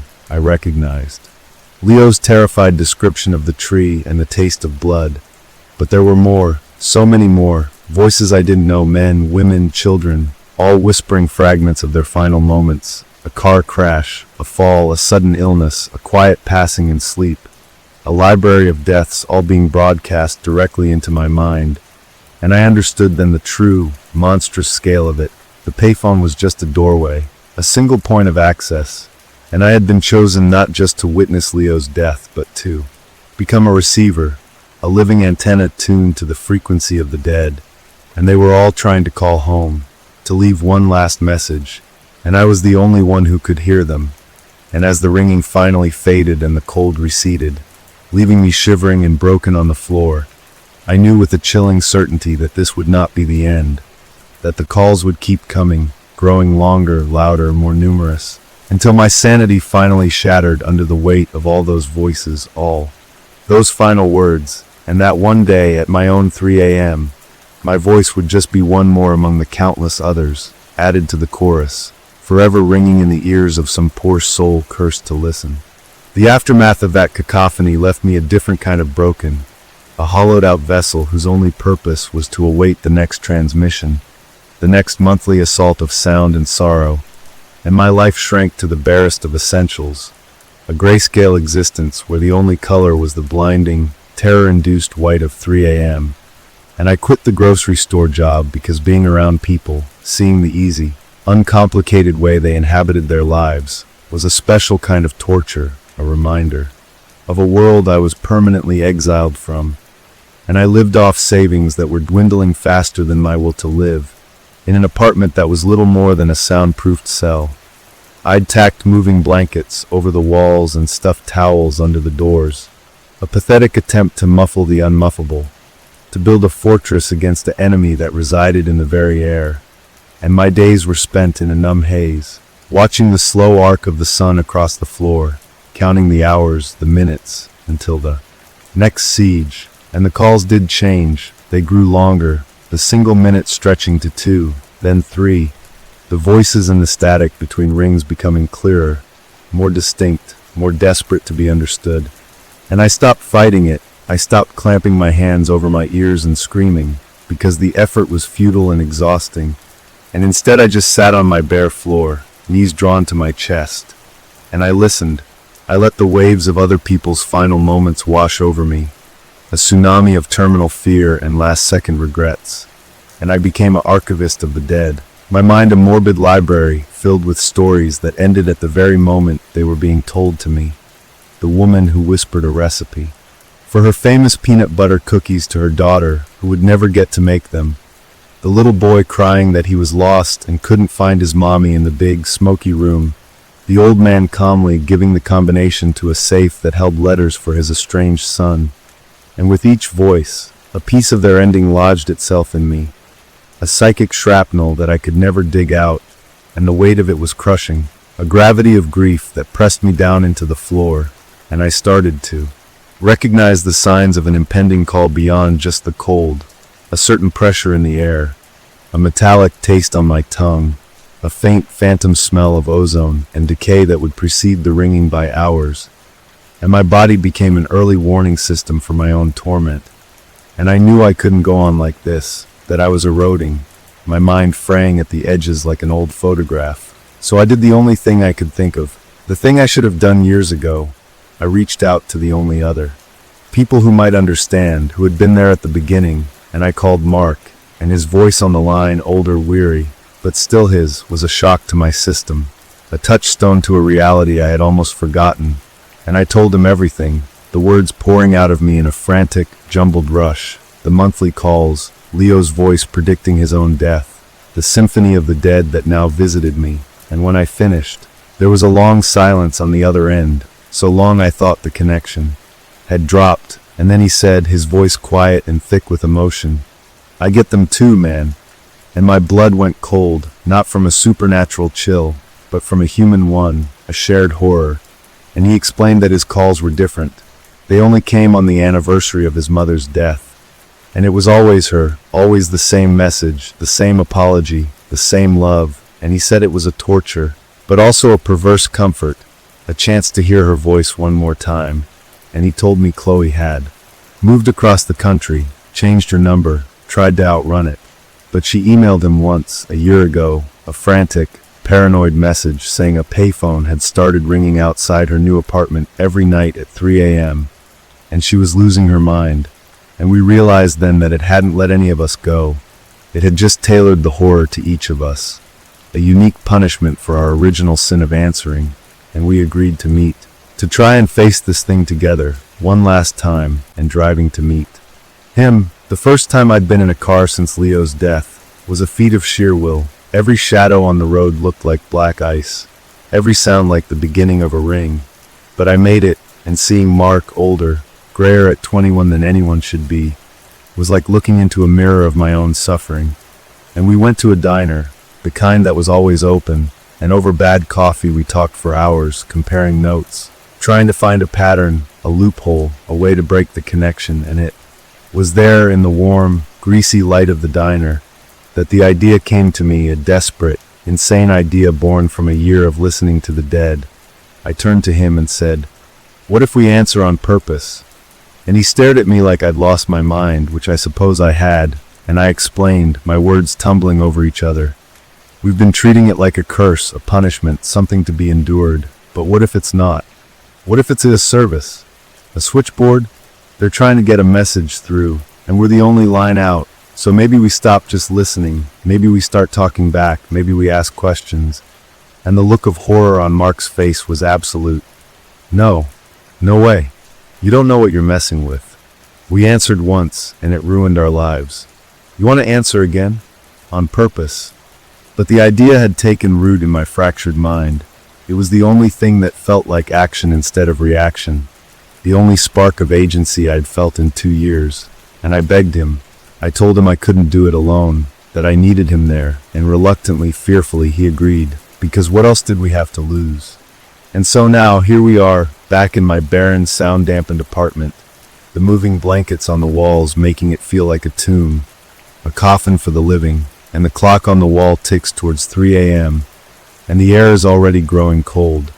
The metallic taste is sharp on my tongue, and Mark is pale, sweating, his hands clenched into white-knuckled fists on his knees, and I am sitting cross-legged on the floor facing him. A digital recorder, a stupid, hopeful, human device, placed on the floor. Between us, and I am waiting, not with passive dread, but with a terrifying, active anticipation, because tonight, when the ringing starts, when the chorus of the dead begins its nightly broadcast into my skull, I am not going to just listen. I am going to pick up, and I am going to say hello.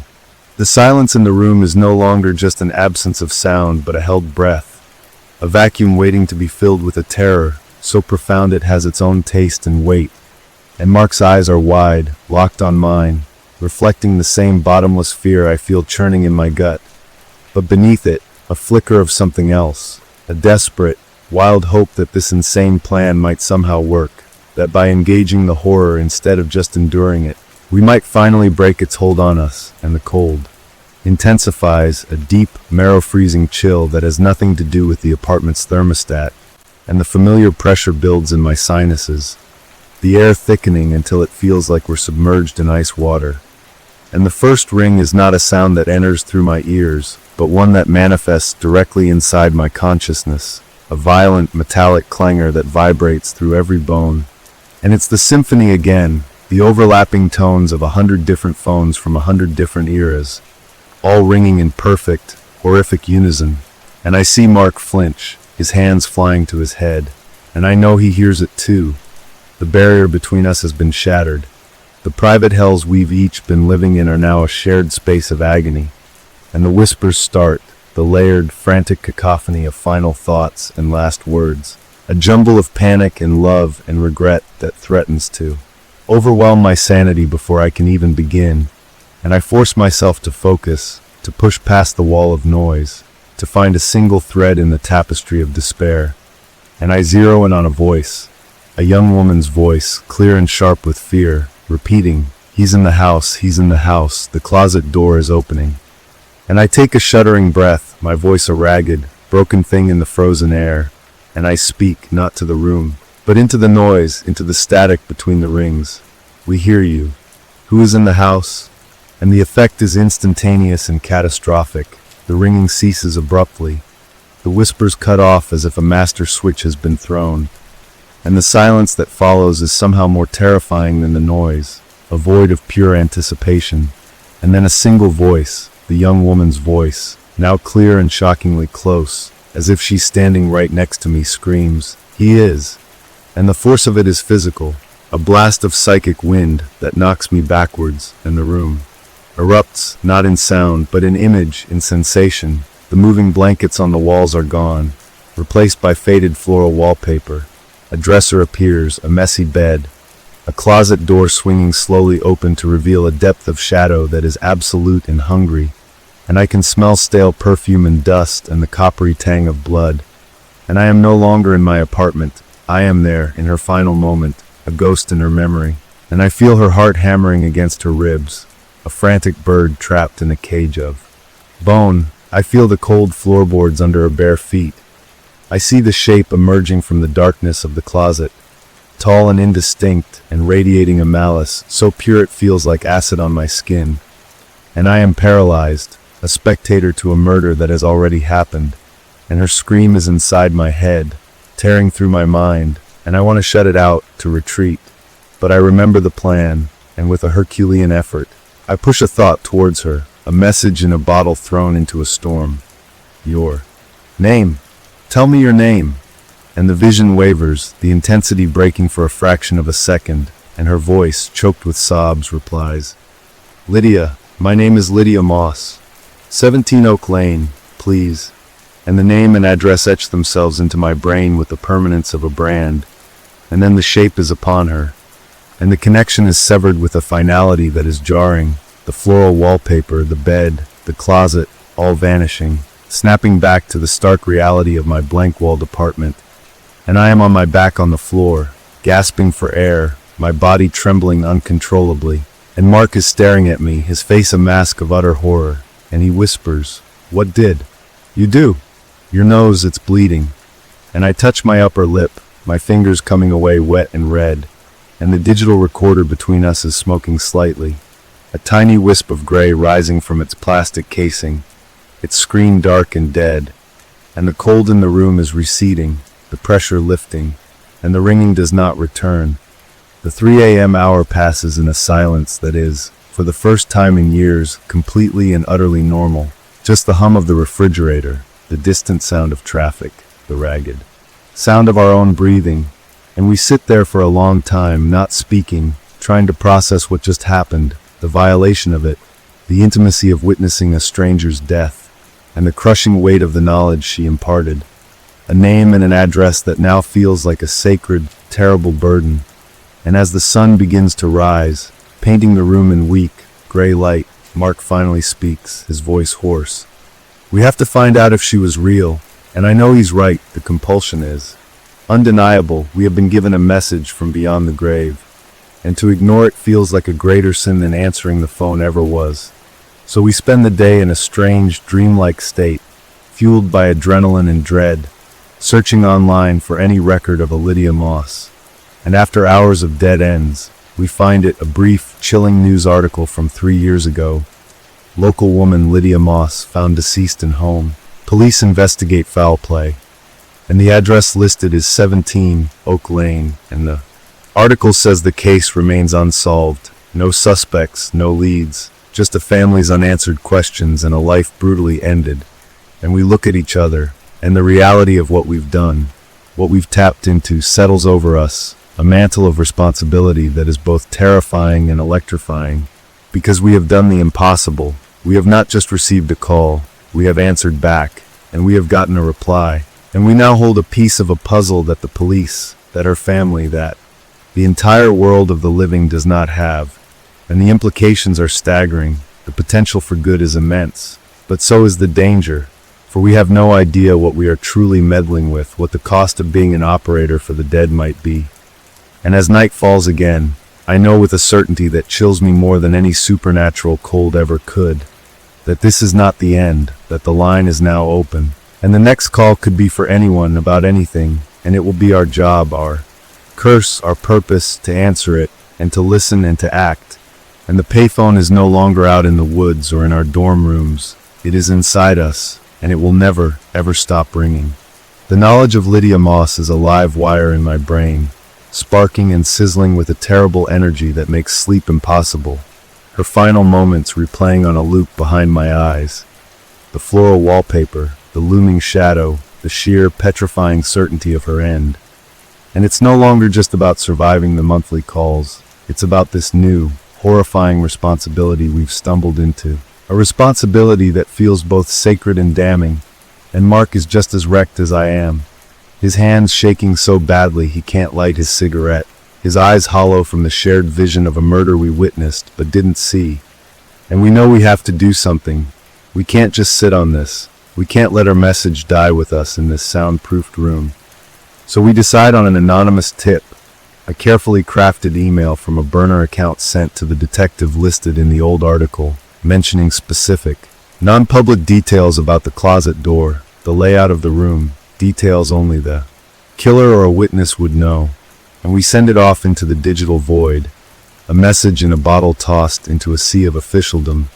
And we wait, expecting nothing, hoping for everything, and for a week, nothing happens. The silence is its own kind of agony, and the approach of the next 3 a.m. is a looming specter.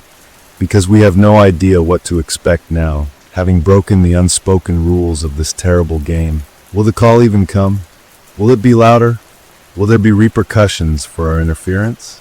The dread is a physical sickness in my stomach, and when the night arrives, the cold comes as it always does, a deep, invasive chill that seems to originate from within my own bones, and the pressure builds, a familiar headache forming behind my eyes, and at precisely 3 o'clock, the ringing begins. But it's different this time. It's not a symphony, it's a single, persistent ring, the old, rotary ring of the original payphone, clear and sharp and focused, and it's not in my head, it's emanating from the dead digital recorder on the floor between us, the little black device now glowing with a faint, internal light, its shattered screen flickering, and Mark and I look at each other, a silent communication of pure terror, and I know what I have to do. I lean forward, my heart trying to beat its way out of my chest, and I press the imaginary answer button on the dead machine, and I say, my voice barely a whisper, hello, and the voice that answers is not a stranger's, it's a voice I have heard 100 times in my monthly torments, the calm, measured voice of the old man giving the safe combination. And he says, clear as day, no static, no echo. Thank you for the message. It has been received. The balance has been noted. And the line goes dead, and the recorder's light winks out. And the room is just a room again, and Mark and I are left staring at each other in bewildered silence. Because what does that mean? The balance has been noted. Is it a good thing? A warning? A transaction? The uncertainty is a new kind of torture. And the next day, Mark calls me, his voice frantic, telling me to turn on the local news. And there it is, a breaking story. The arrest of a man in the decades-old cold case of Lydia Moss. New evidence miraculously coming to light. A forgotten witness coming forward. And the detective is on screen, looking stunned but satisfied, and we know with a certainty that turns our blood to ice, that we did that, our message was received and the balance was noted, and the feeling is not one of triumph, but of profound, earth-shattering vertigo, because we are no longer just victims of a curse. We are active participants in a system we cannot comprehend, operators on a switchboard that connects the living and the dead, and the weight of that power, and the fear of the debt we may now owe, is heavier than any fear I have ever known, and that night, the call comes again at 3 a.m., from the television this time, which turns itself onto a screen of boiling static, and the ringing is there, embedded in the white noise, and I answer again. And this time it's the little boy who was lost in the smoky room, his voice small and scared, and he gives me an address, a different town, a different state, a fire from 5 years ago, and I write it down with a trembling hand, and I know that this is it. This is my life now. The calls will keep coming, each one a thread from a life cut short, a puzzle piece from a story that needs an ending, and I will have to find a way to pass these messages on, to maintain this terrible, fragile balance, to be the voice for those who no longer have one, all while waiting for the day when the call that comes through is in my own voice. And I have to hope that when that day comes, there will be someone on the other end, someone brave enough or foolish enough to pick up and to listen.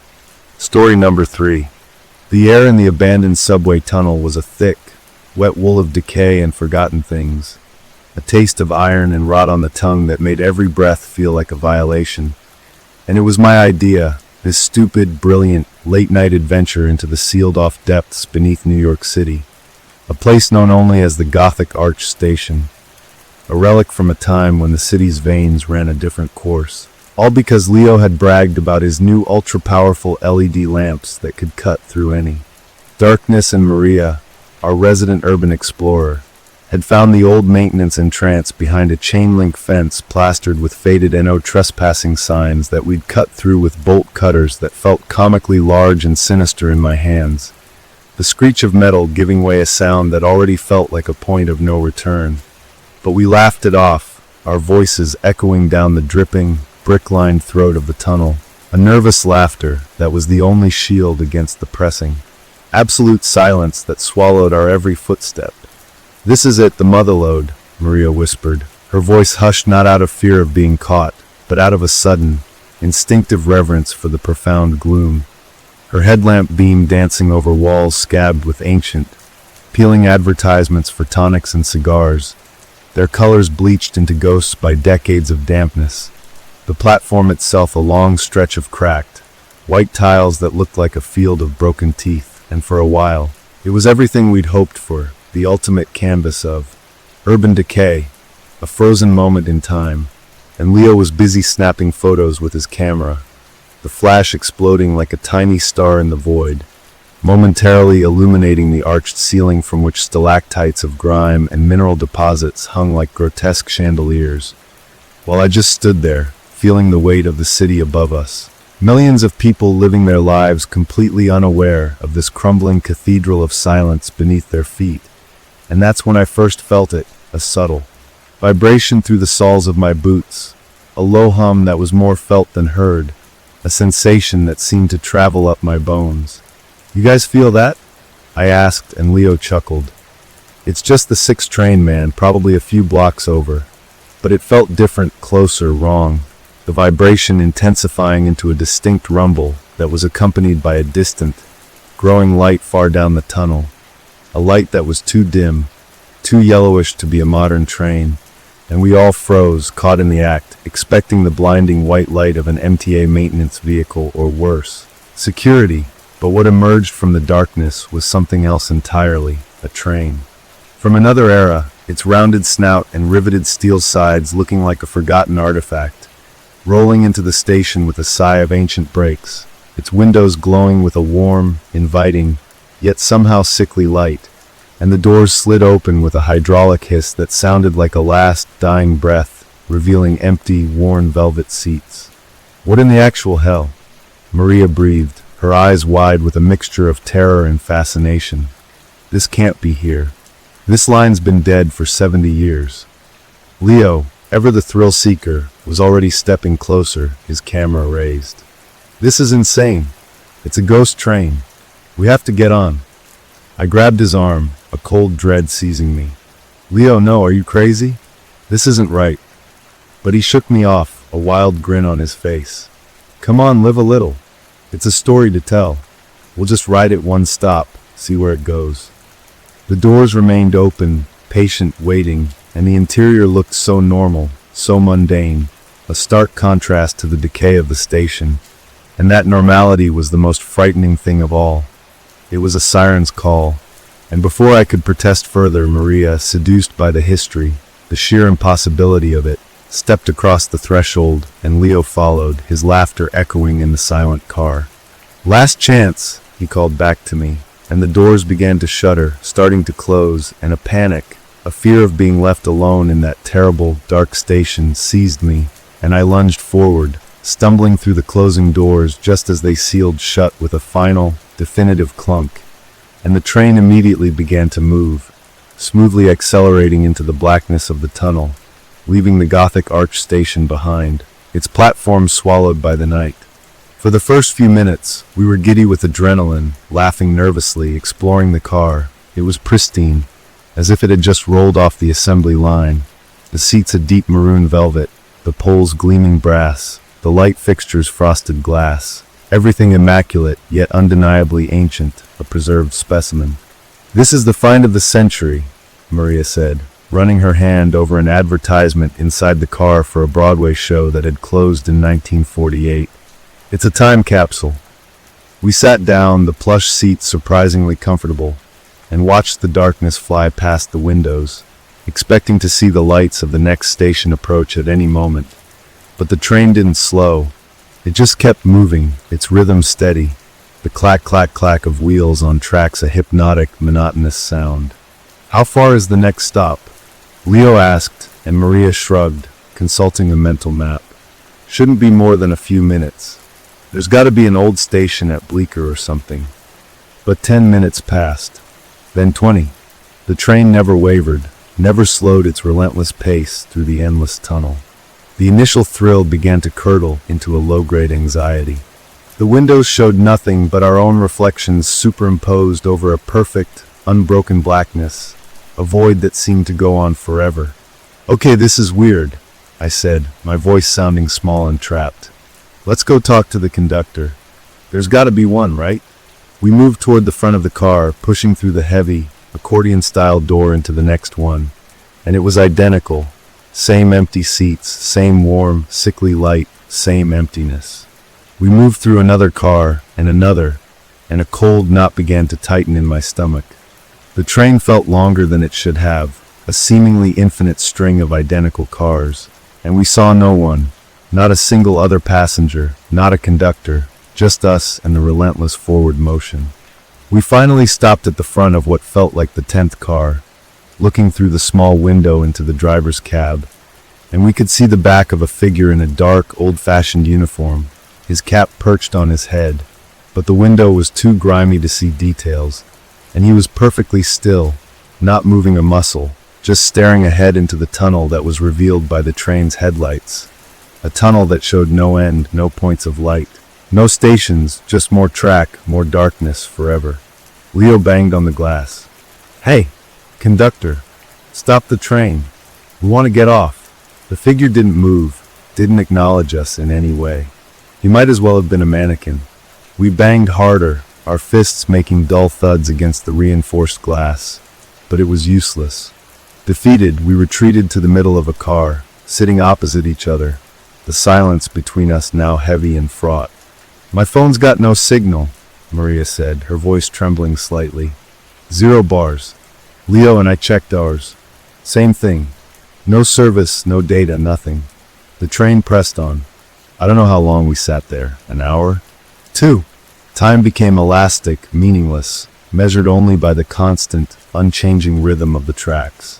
We tried to break the windows with a fire extinguisher we found mounted on the wall, but the glass was impossibly strong, not even cracking under the heavy brass nozzle. We were trapped. It was then that I noticed the first change. I blinked, thinking my eyes were playing tricks in the low light. For a split second, the seat across from me, which had been empty, was occupied. A man in a dull, gray overcoat and a fedora, his head bent down as if reading a newspaper, but there was no newspaper in his hands. He was there, and then he wasn't, a flicker like a damaged film reel. "Did you see that?" I whispered. Leo and Maria looked around, nervous. "See what?" And then I saw another, a woman in a flapper-style dress several rows down, her form translucent, here one moment and gone the next. The car wasn't empty anymore. It was filling up with impressions, shadows that flickered in and out of existence, silent, unmoving, barely there. With every passing minute, they became more solid, more defined. The air grew cold, a deep, penetrating chill that seeped through my jacket and into my bones. A faint smell of ozone and old dust, the scent of a room long shut up, began to permeate the car. The other passengers were becoming permanent. I could now make out details on the man in the overcoat, a frayed edge on his collar, a missing button. His head was still bowed, but I could see the pale, waxy skin of his neck. The woman in the flapper dress was staring out the window, but her reflection showed nothing but darkness where her face should be. Panic started to rise in my throat, a bitter, metallic taste. "They're not people," I stammered, grabbing Leo's arm. "Look at them." He finally saw, his face draining of color. Maria began to cry silently, her hands over her mouth. The figures were all around us now, a full car of silent, motionless commuters from another time, all ignoring us completely, trapped in their own private eternities. They didn't breathe, they didn't blink. They just were, and the train kept moving. The lights in the car flickered once, and when they came back on, the figures were different. They were older, thinner. The man in the overcoat's skin was pulled taut over his skull. His hands resting on his knees were little more than skeletal claws draped in papery skin. The woman's glamorous dress now hung on a gaunt, emaciated frame, her hair lank and brittle. Decay was setting in at an impossible, accelerated rate. We were watching them rot, watching them slowly turn into skeletons draped in the remnants of their clothing, a car full of silent, traveling corpses. I couldn't take it anymore. I screamed, a raw, ragged sound that was swallowed by the monotonous noise of the train. I ran, bursting through the doors into the next car, but it was the same horrific scene.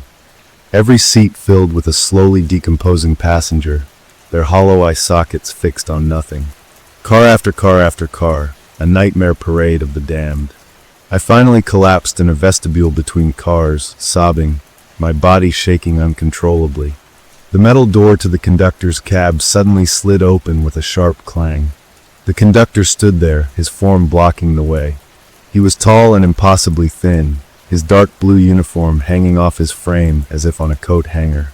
His face was in shadow under the peak of his cap, but I could see his skin was gray and polished like a river stone.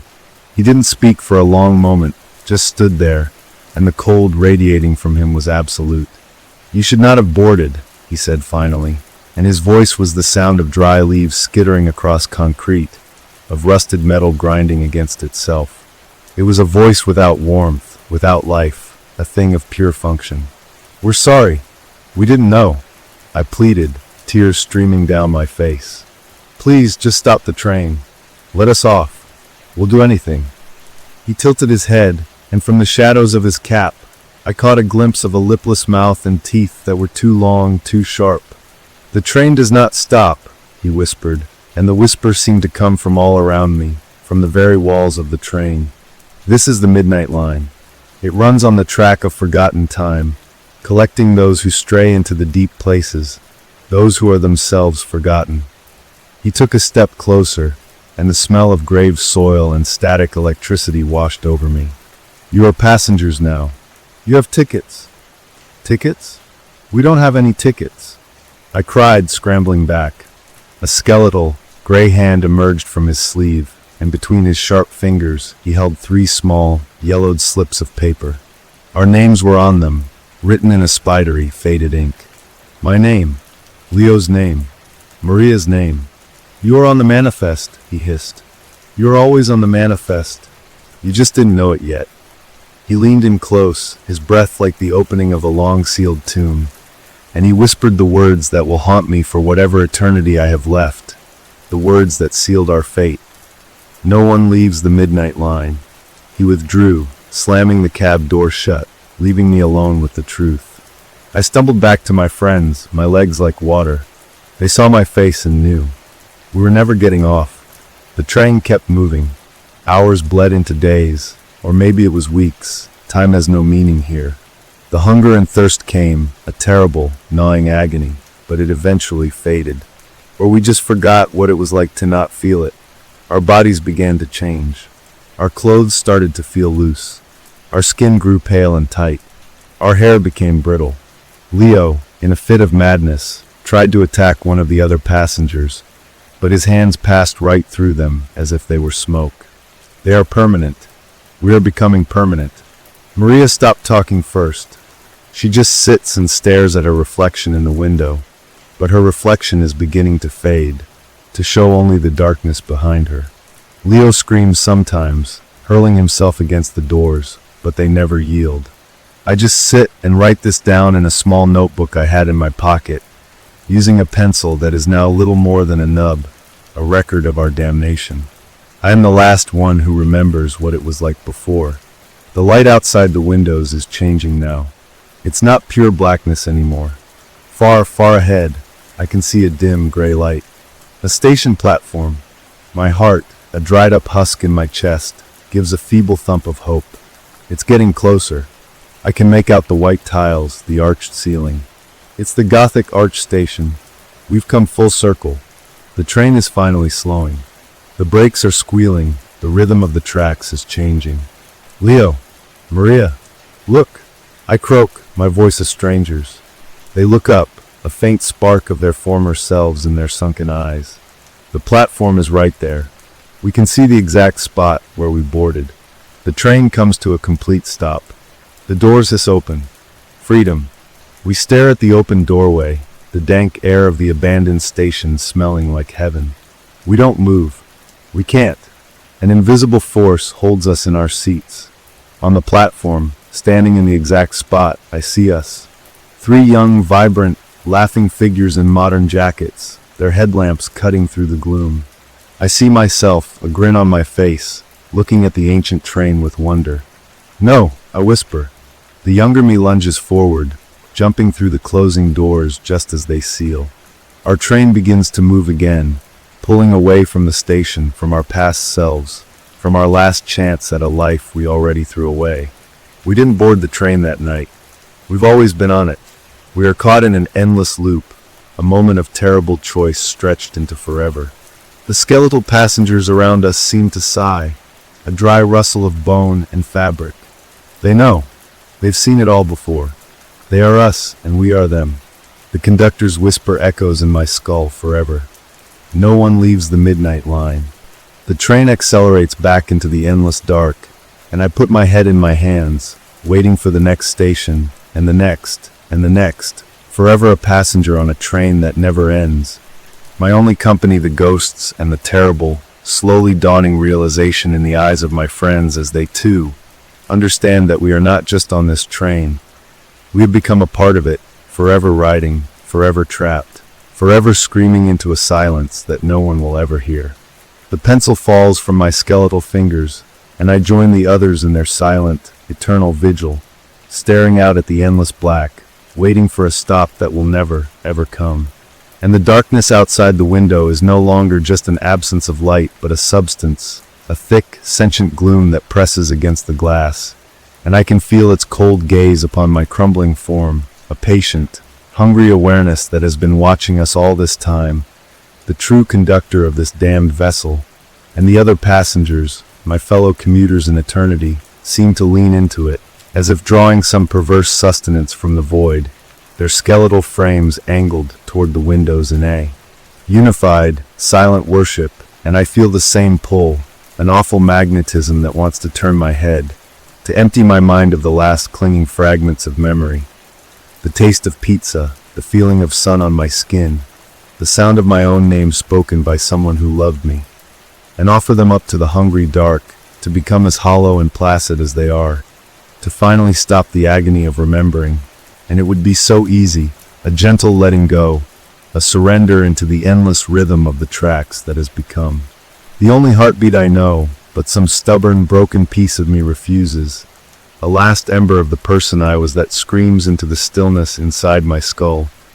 A scream that has no sound but has shape, the shape of this narrative, this testament I scratch onto paper that never fills, with a pencil that never shortens, another part of the train's cruel magic, a loop within a loop, ensuring I can always record my despair but never escape it. And I write not for an audience, for there will never be one, but because the act of forming words is the only proof I have left that I once was something more than this collection of bones riding through hell. And Leo has begun to rock, a slow, rhythmic creaking back and forth, his jaw unhinged in a silent scream that has been ongoing for what feels like years. His eyes two black pits that reflect nothing, not even the faint, sickly light of the car, and Maria is almost gone. Her form so translucent, I can see the outline of the seat through her back. Her essence bleeding away into the atmosphere of the train, becoming one with the smell of ozone and dust. A fate that seems somehow kinder than mine. And I know, with a certainty that is colder than the grave, that the station we passed was not a hope offered and then withdrawn, but a lesson, a brutal demonstration of our fixed point in this chaos, a single moment of damnation played on an infinite repeat. And we are not riding toward anything, we are anchored to that instant, the train A. Ghost itself, haunting the memory of its own arrival, and our suffering is the engine, our terror the fuel, and the thing in the conductor's cap is merely a custodian, a fellow prisoner promoted to jailer, and his whisper is now a constant sound in my ears, a tinnitus of the soul. No one leaves, no one leaves, no one leaves. And the worst part is the familiarity, the dreadful intimacy of this eternity. The way the worn velvet of the seat is now molded to the shape of my bones, the way I know. Every crack in the ceiling, every flicker pattern of the light, the exact number of heartbeats between the slight sway of the car as it takes a curve that doesn't exist on any map. And the passengers are my family now, my only community. And I know their stories without them ever speaking. The man in the overcoat was a banker who jumped but never hit the ground. The woman in the flapper dress was a singer who vanished on her way to a gig. Their tragedies absorbed into the train, their identities sanded down to these. Single, defining echoes, and I know what my echo is, the fool who sought out darkness for a thrill and found a home within it. And my friends are my monuments, Leo the embodiment of reckless curiosity frozen in a rictus of regret, Maria the spirit of adventure dissolved into the air, and I am the chronicler, the witness, condemned to observe it all forever, and the train is slowing again, the brakes issuing that same tired sigh, and outside the window the same gray light blooms, the same cracked white tiles of the Gothic arch station slide into view, and there we are, our past selves, so bright and alive it is a physical pain to look at them, and I see the younger me, his face alive with excitement, and not the cavernous despair that now defines it, and he is looking at this train, at me, and for a single, universe-shattering second, our eyes meet through the grimy glass, my present and my past locked in a gaze of horrific recognition, and I see the excitement on his face die, replaced by a dawning, abyssal terror as he sees the skeletal thing I have become, its face pressed against the window in a mask of infinite sorrow,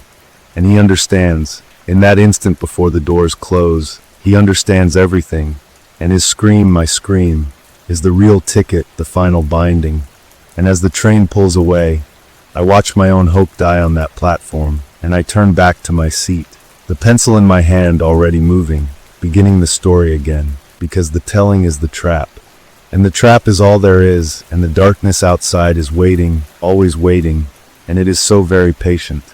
And the pencil moves not by my will anymore, but by the train's, a puppet string attached to my skeletal wrist, etching the same words in a continuous, spiraling loop, each letter a tiny prison bar, each sentence a confirmation of my eternal sentence.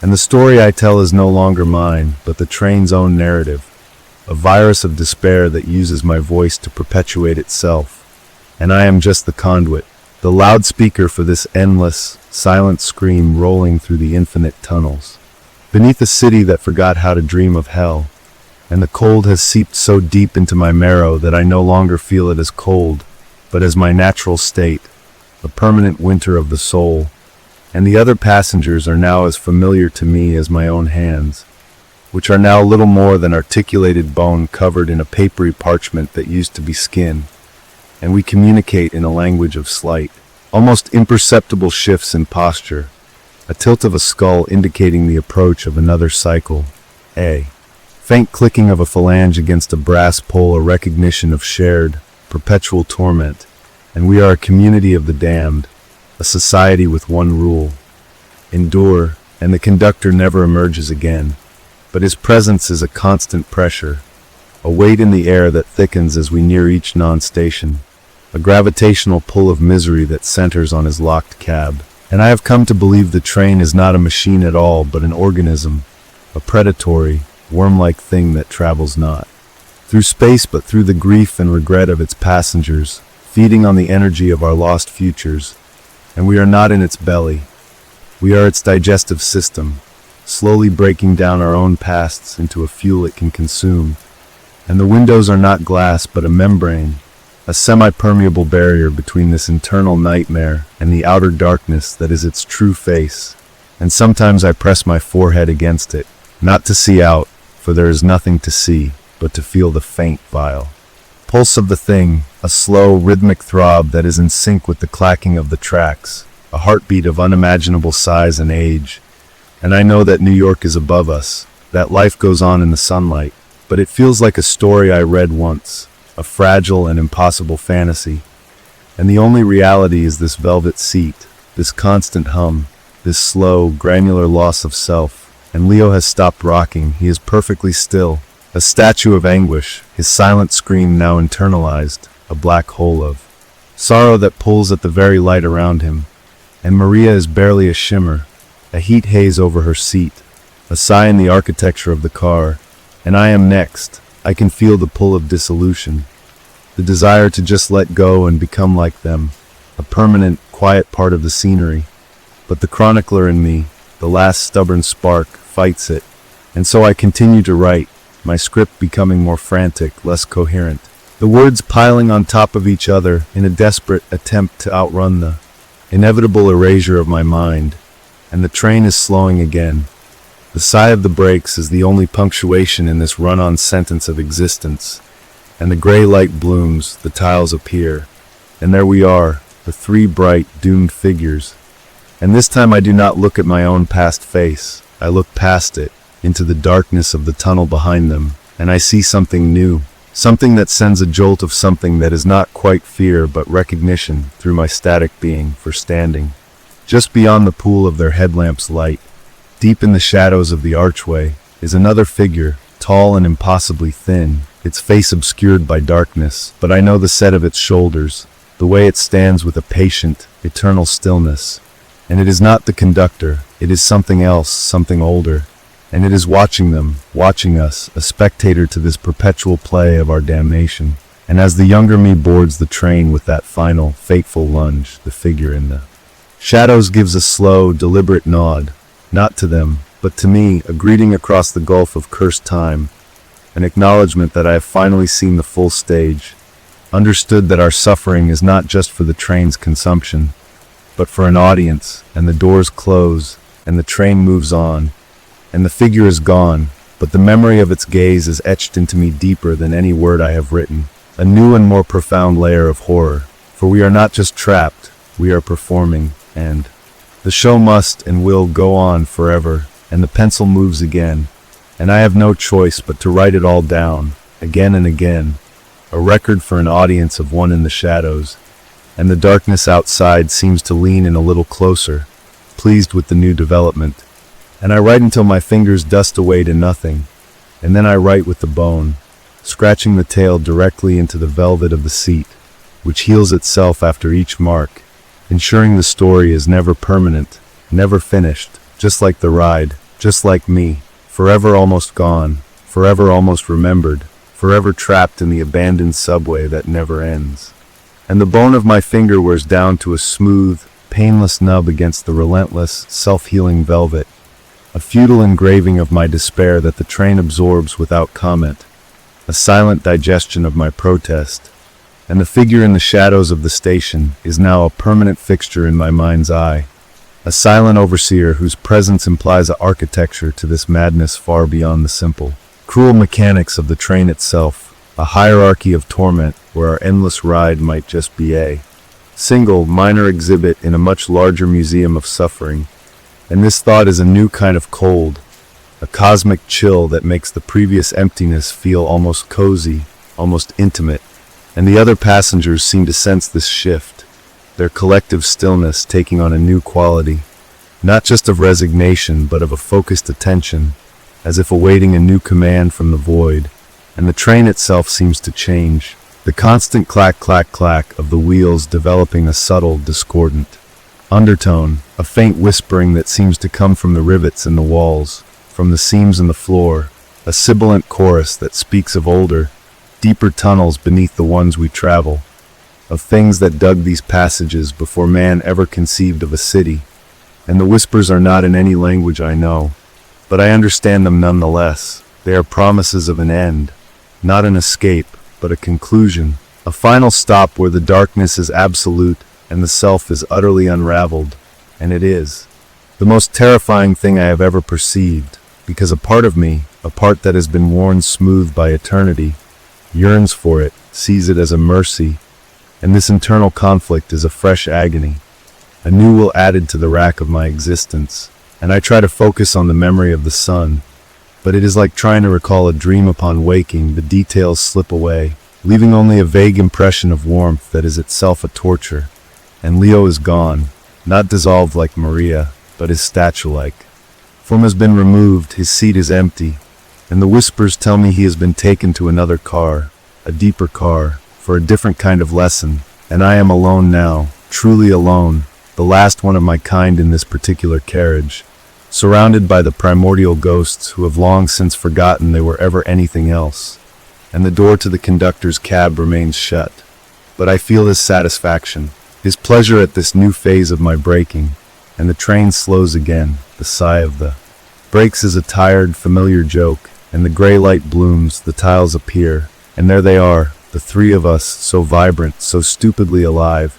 And this time I do not look at myself, I look only for the figure in the shadows, and it is there, but it is not alone, flanked by two other tall, thin silhouettes, their forms seeming to drink the light from the air around them, and they are all watching, and as my younger self boards the train, The original figure raises one long, thin hand and points not at the boy but at me through the window, through time, a direct accusation, a branding, and in that moment I understand the final, most horrific truth. I am not just a passenger. I am a lesson. I am the warning the train offers to itself, a perpetual reminder of the cost of rebellion, of the sin of hope, and my eternal ride is a performance for the new recruits, for the other passengers, and for the things in the shadows, and my despair is the main attraction. And the pencil is gone, the paper is gone, but the story continues, written now in the air itself with the dust of my being, a tale told in atoms. And the train accelerates into the blackness, and the whispers grow louder, becoming a roar in my skull, and I open my mouth to finally, truly scream, to give them the sound they crave, but all that comes out is a dry, rustling sound, like old newspapers blowing down a deserted street. And I realize I have nothing left to scream with. And that is the greatest horror of all, the silence where my voice used to be, and the train rides on and on and on. And the silence where my voice used to be is not an emptiness, but a new kind of fullness, a saturation of the void that I have become. And the rustling sound that is my only expression is the sound of my essence eroding, particle by particle, into the stagnant air of the car, and I am becoming atmosphere, becoming a part of the train's own miasma. A flavor of despair in the air that the next damned soul might inhale and recognize on some primal level. A déjà vu of horror and the empty seat. Where Leo was is now occupied by a new passenger, a man in a modern parka who shivers and looks around with wide, confused eyes, his phone held aloft searching for a signal that will never come. And he sees me, or the shape of what I was, and his eyes widen further in terror. And he opens his mouth to speak, to ask a question that has no answer, and I try to warn him, to tell him to stop screaming before it's too late, to save his voice, but all that comes from me is that dry, papery rustle. And he misunderstands, he thinks I am threatening him, and he scrambles away down the car, and I am left alone with the ancient ones, and they seem to pity me, a faint, cold emanation of something that was once compassion, now twisted into a glacial acknowledgement of my final transition into their ranks. And the train does not slow for the station this time. It just keeps going, the gray light never appears.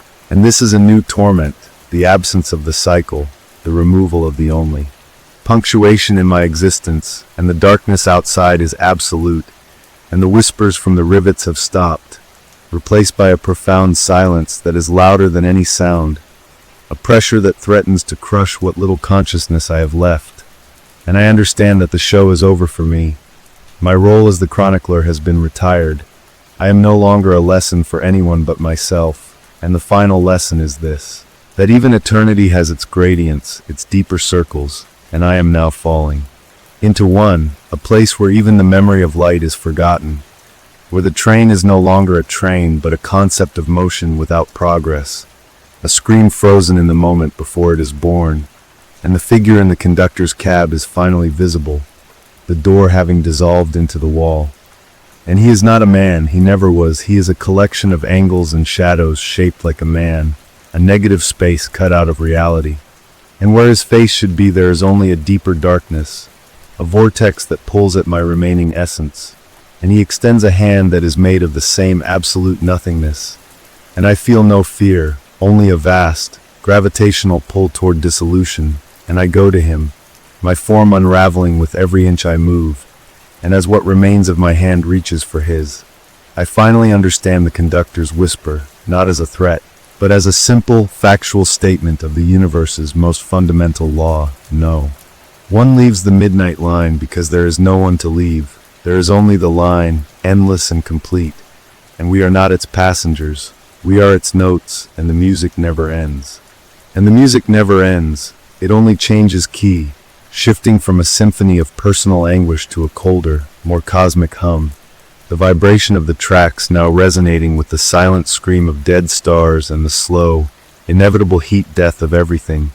And my hand, what's left of it, passes into the conductor's grasp, and there is no sensation of touch, only a cessation of being, an unmaking that is neither painful nor peaceful, but simply factual, like an equation being solved, a wrong answer. Finally erased, and I am not absorbed into him, but I become the space around him, the air in the cab, the view through the forward window that shows only the infinite, unending tunnel. And I am the tunnel, the darkness that has always been the true destination. And the train is merely a needle sewing a thread of damned consciousness through the fabric of it. And I see everything now, all the cars, all the passengers in their various states of decay and realization. Infinite string of pearls, each pearl a world of private hell.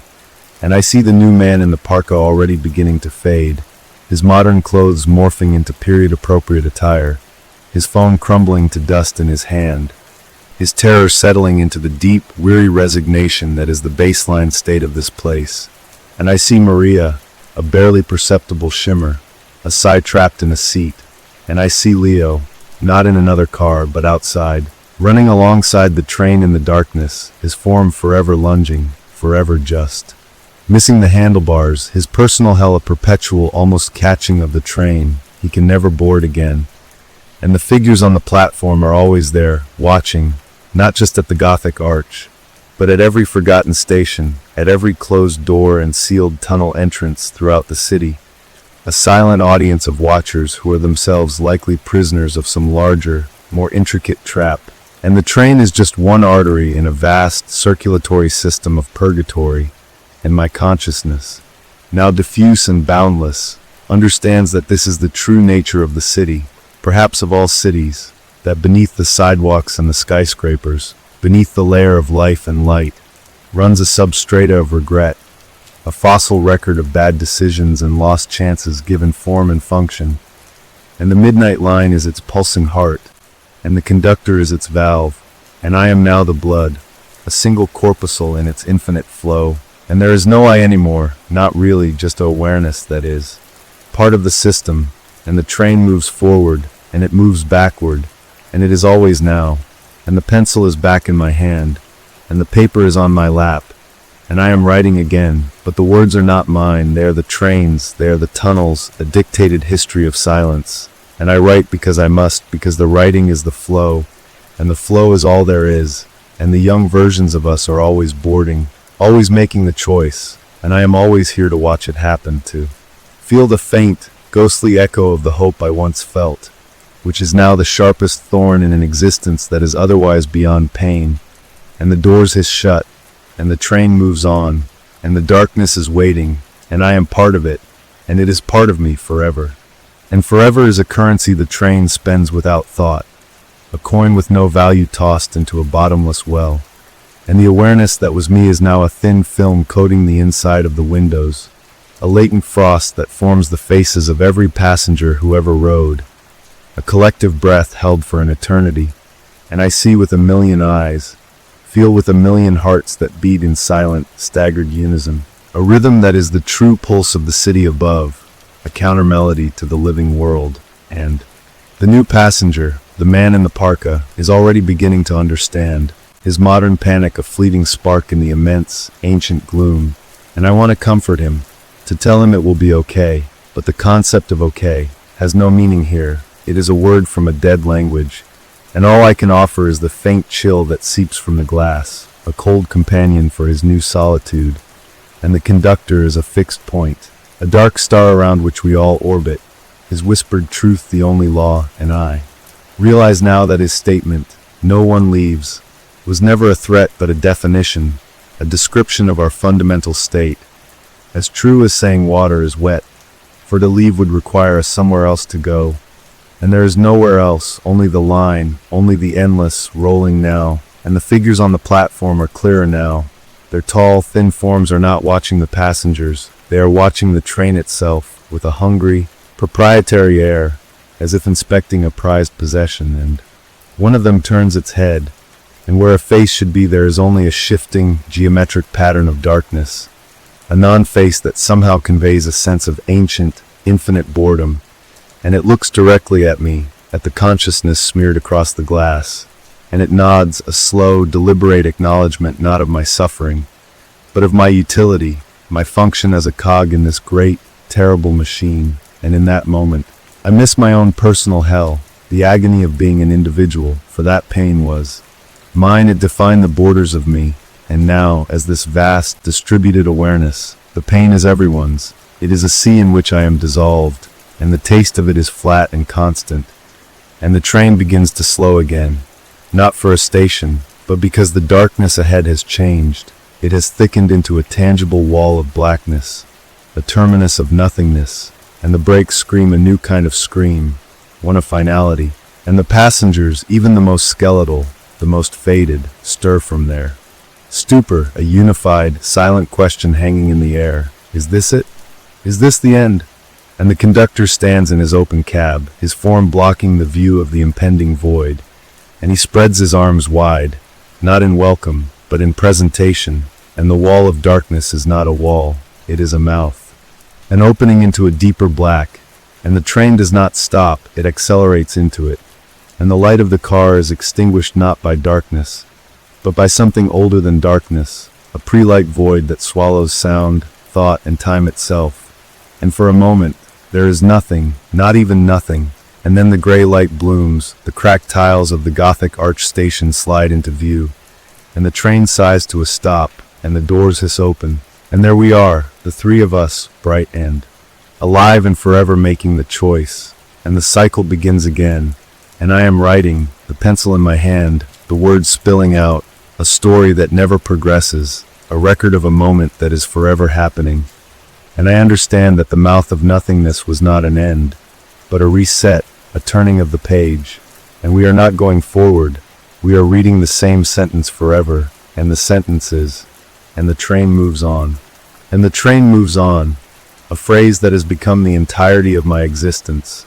A mantra of damnation written in the endless loop of this narrative that I am both author and prisoner of. The pencil an extension of a will that is no longer my own but the train's. A perverse instrument etching the same story into the fragile parchment of reality that makes up these cars. A reality so thin here I can sometimes see through the gaps in the words to the howling void beneath. A void that watches back. With a cold, intellectual curiosity, and the new passenger, the man in the parka, has already begun to change, the vibrant synthetic blue of his jacket fading to a dull ashen gray, the panic in his eyes settling into a glassy sheen of acceptance. And he is starting to see the other passengers not as monsters but as fellow travelers, his mind rewriting the horror into normalcy, a survival mechanism that is the cruelest transformation of all. And I want to scream at him to fight it, to hold on to. His terror, for that terror is the last vestige of who he was. But my voice is gone, my agency is gone. I am a spectator in my own skull, watching the show through eyes that are now just polished bone. And the conductor remains in his cab, a silent monarch in this kingdom of the lost. And I feel his attention like a pressure, a focus that is not on me as an individual, but on the pattern I complete, the role I fulfill. The chronicler, the witness, the one who must remember, so that the others may forget. And the figures on the platform are always there, their tall, thin forms a forest of silent judges. And I see now that they are not all the same. Some are older, their darkness deeper, more absolute, and they seem to be waiting for something, an event that is perpetually delayed, a final passenger that never boards, and the train slows again. But this time it is different, the brakes groan with a new strain, a protest, as if the train itself is fighting the cycle and the gray light. That blooms is not the steady glow of the Gothic arch station, but a flickering, sickly pulse like a dying fluorescent tube. And the platform that slides into view is not the one we left. It is older, more decayed. The tiles are shattered into dust, the arches are collapsed, and the air that washes in when the doors hiss open is not just damp, but frigid, carrying the scent of deep earth and things long buried. And the figures are not on this platform. It is empty, a desolate, forgotten place. And for a single, heart-stopping moment, nothing happens, the doors remain open, the train is silent, the endless rhythm of the tracks has ceased, and the other passengers, even the most skeletal, turn their heads, a unified, silent gasp at the break in the pattern, and the man in the parka, sensing a shift, a flaw in the prison, makes a move. He lurches from his seat towards the open door, towards the promise of a different silence, and I feel a surge of something I haven't felt in eternities. Hope, a terrifying, painful hope, and I urge him on with the entirety of my being. A silent scream of go, go, go, and he is almost there. His foot is on the threshold, and then the conductor is there, not emerging from his cab, but simply appearing in the doorway, blocking the exit, his form seeming to drink the flickering light from the platform. And he is larger here, his darkness more profound, and he looks at the man, and then past him, directly at me, and the whisper that comes is not just in my mind, but vibrates through the very structure of the train, a decree. The line is continuous. There are no exits, only variations. And he raises a hand, and the doors do not close. The platform outside begins to change, the shattered tiles reforming, the collapsed arches rebuilding themselves, the frigid air warming to the familiar dampness.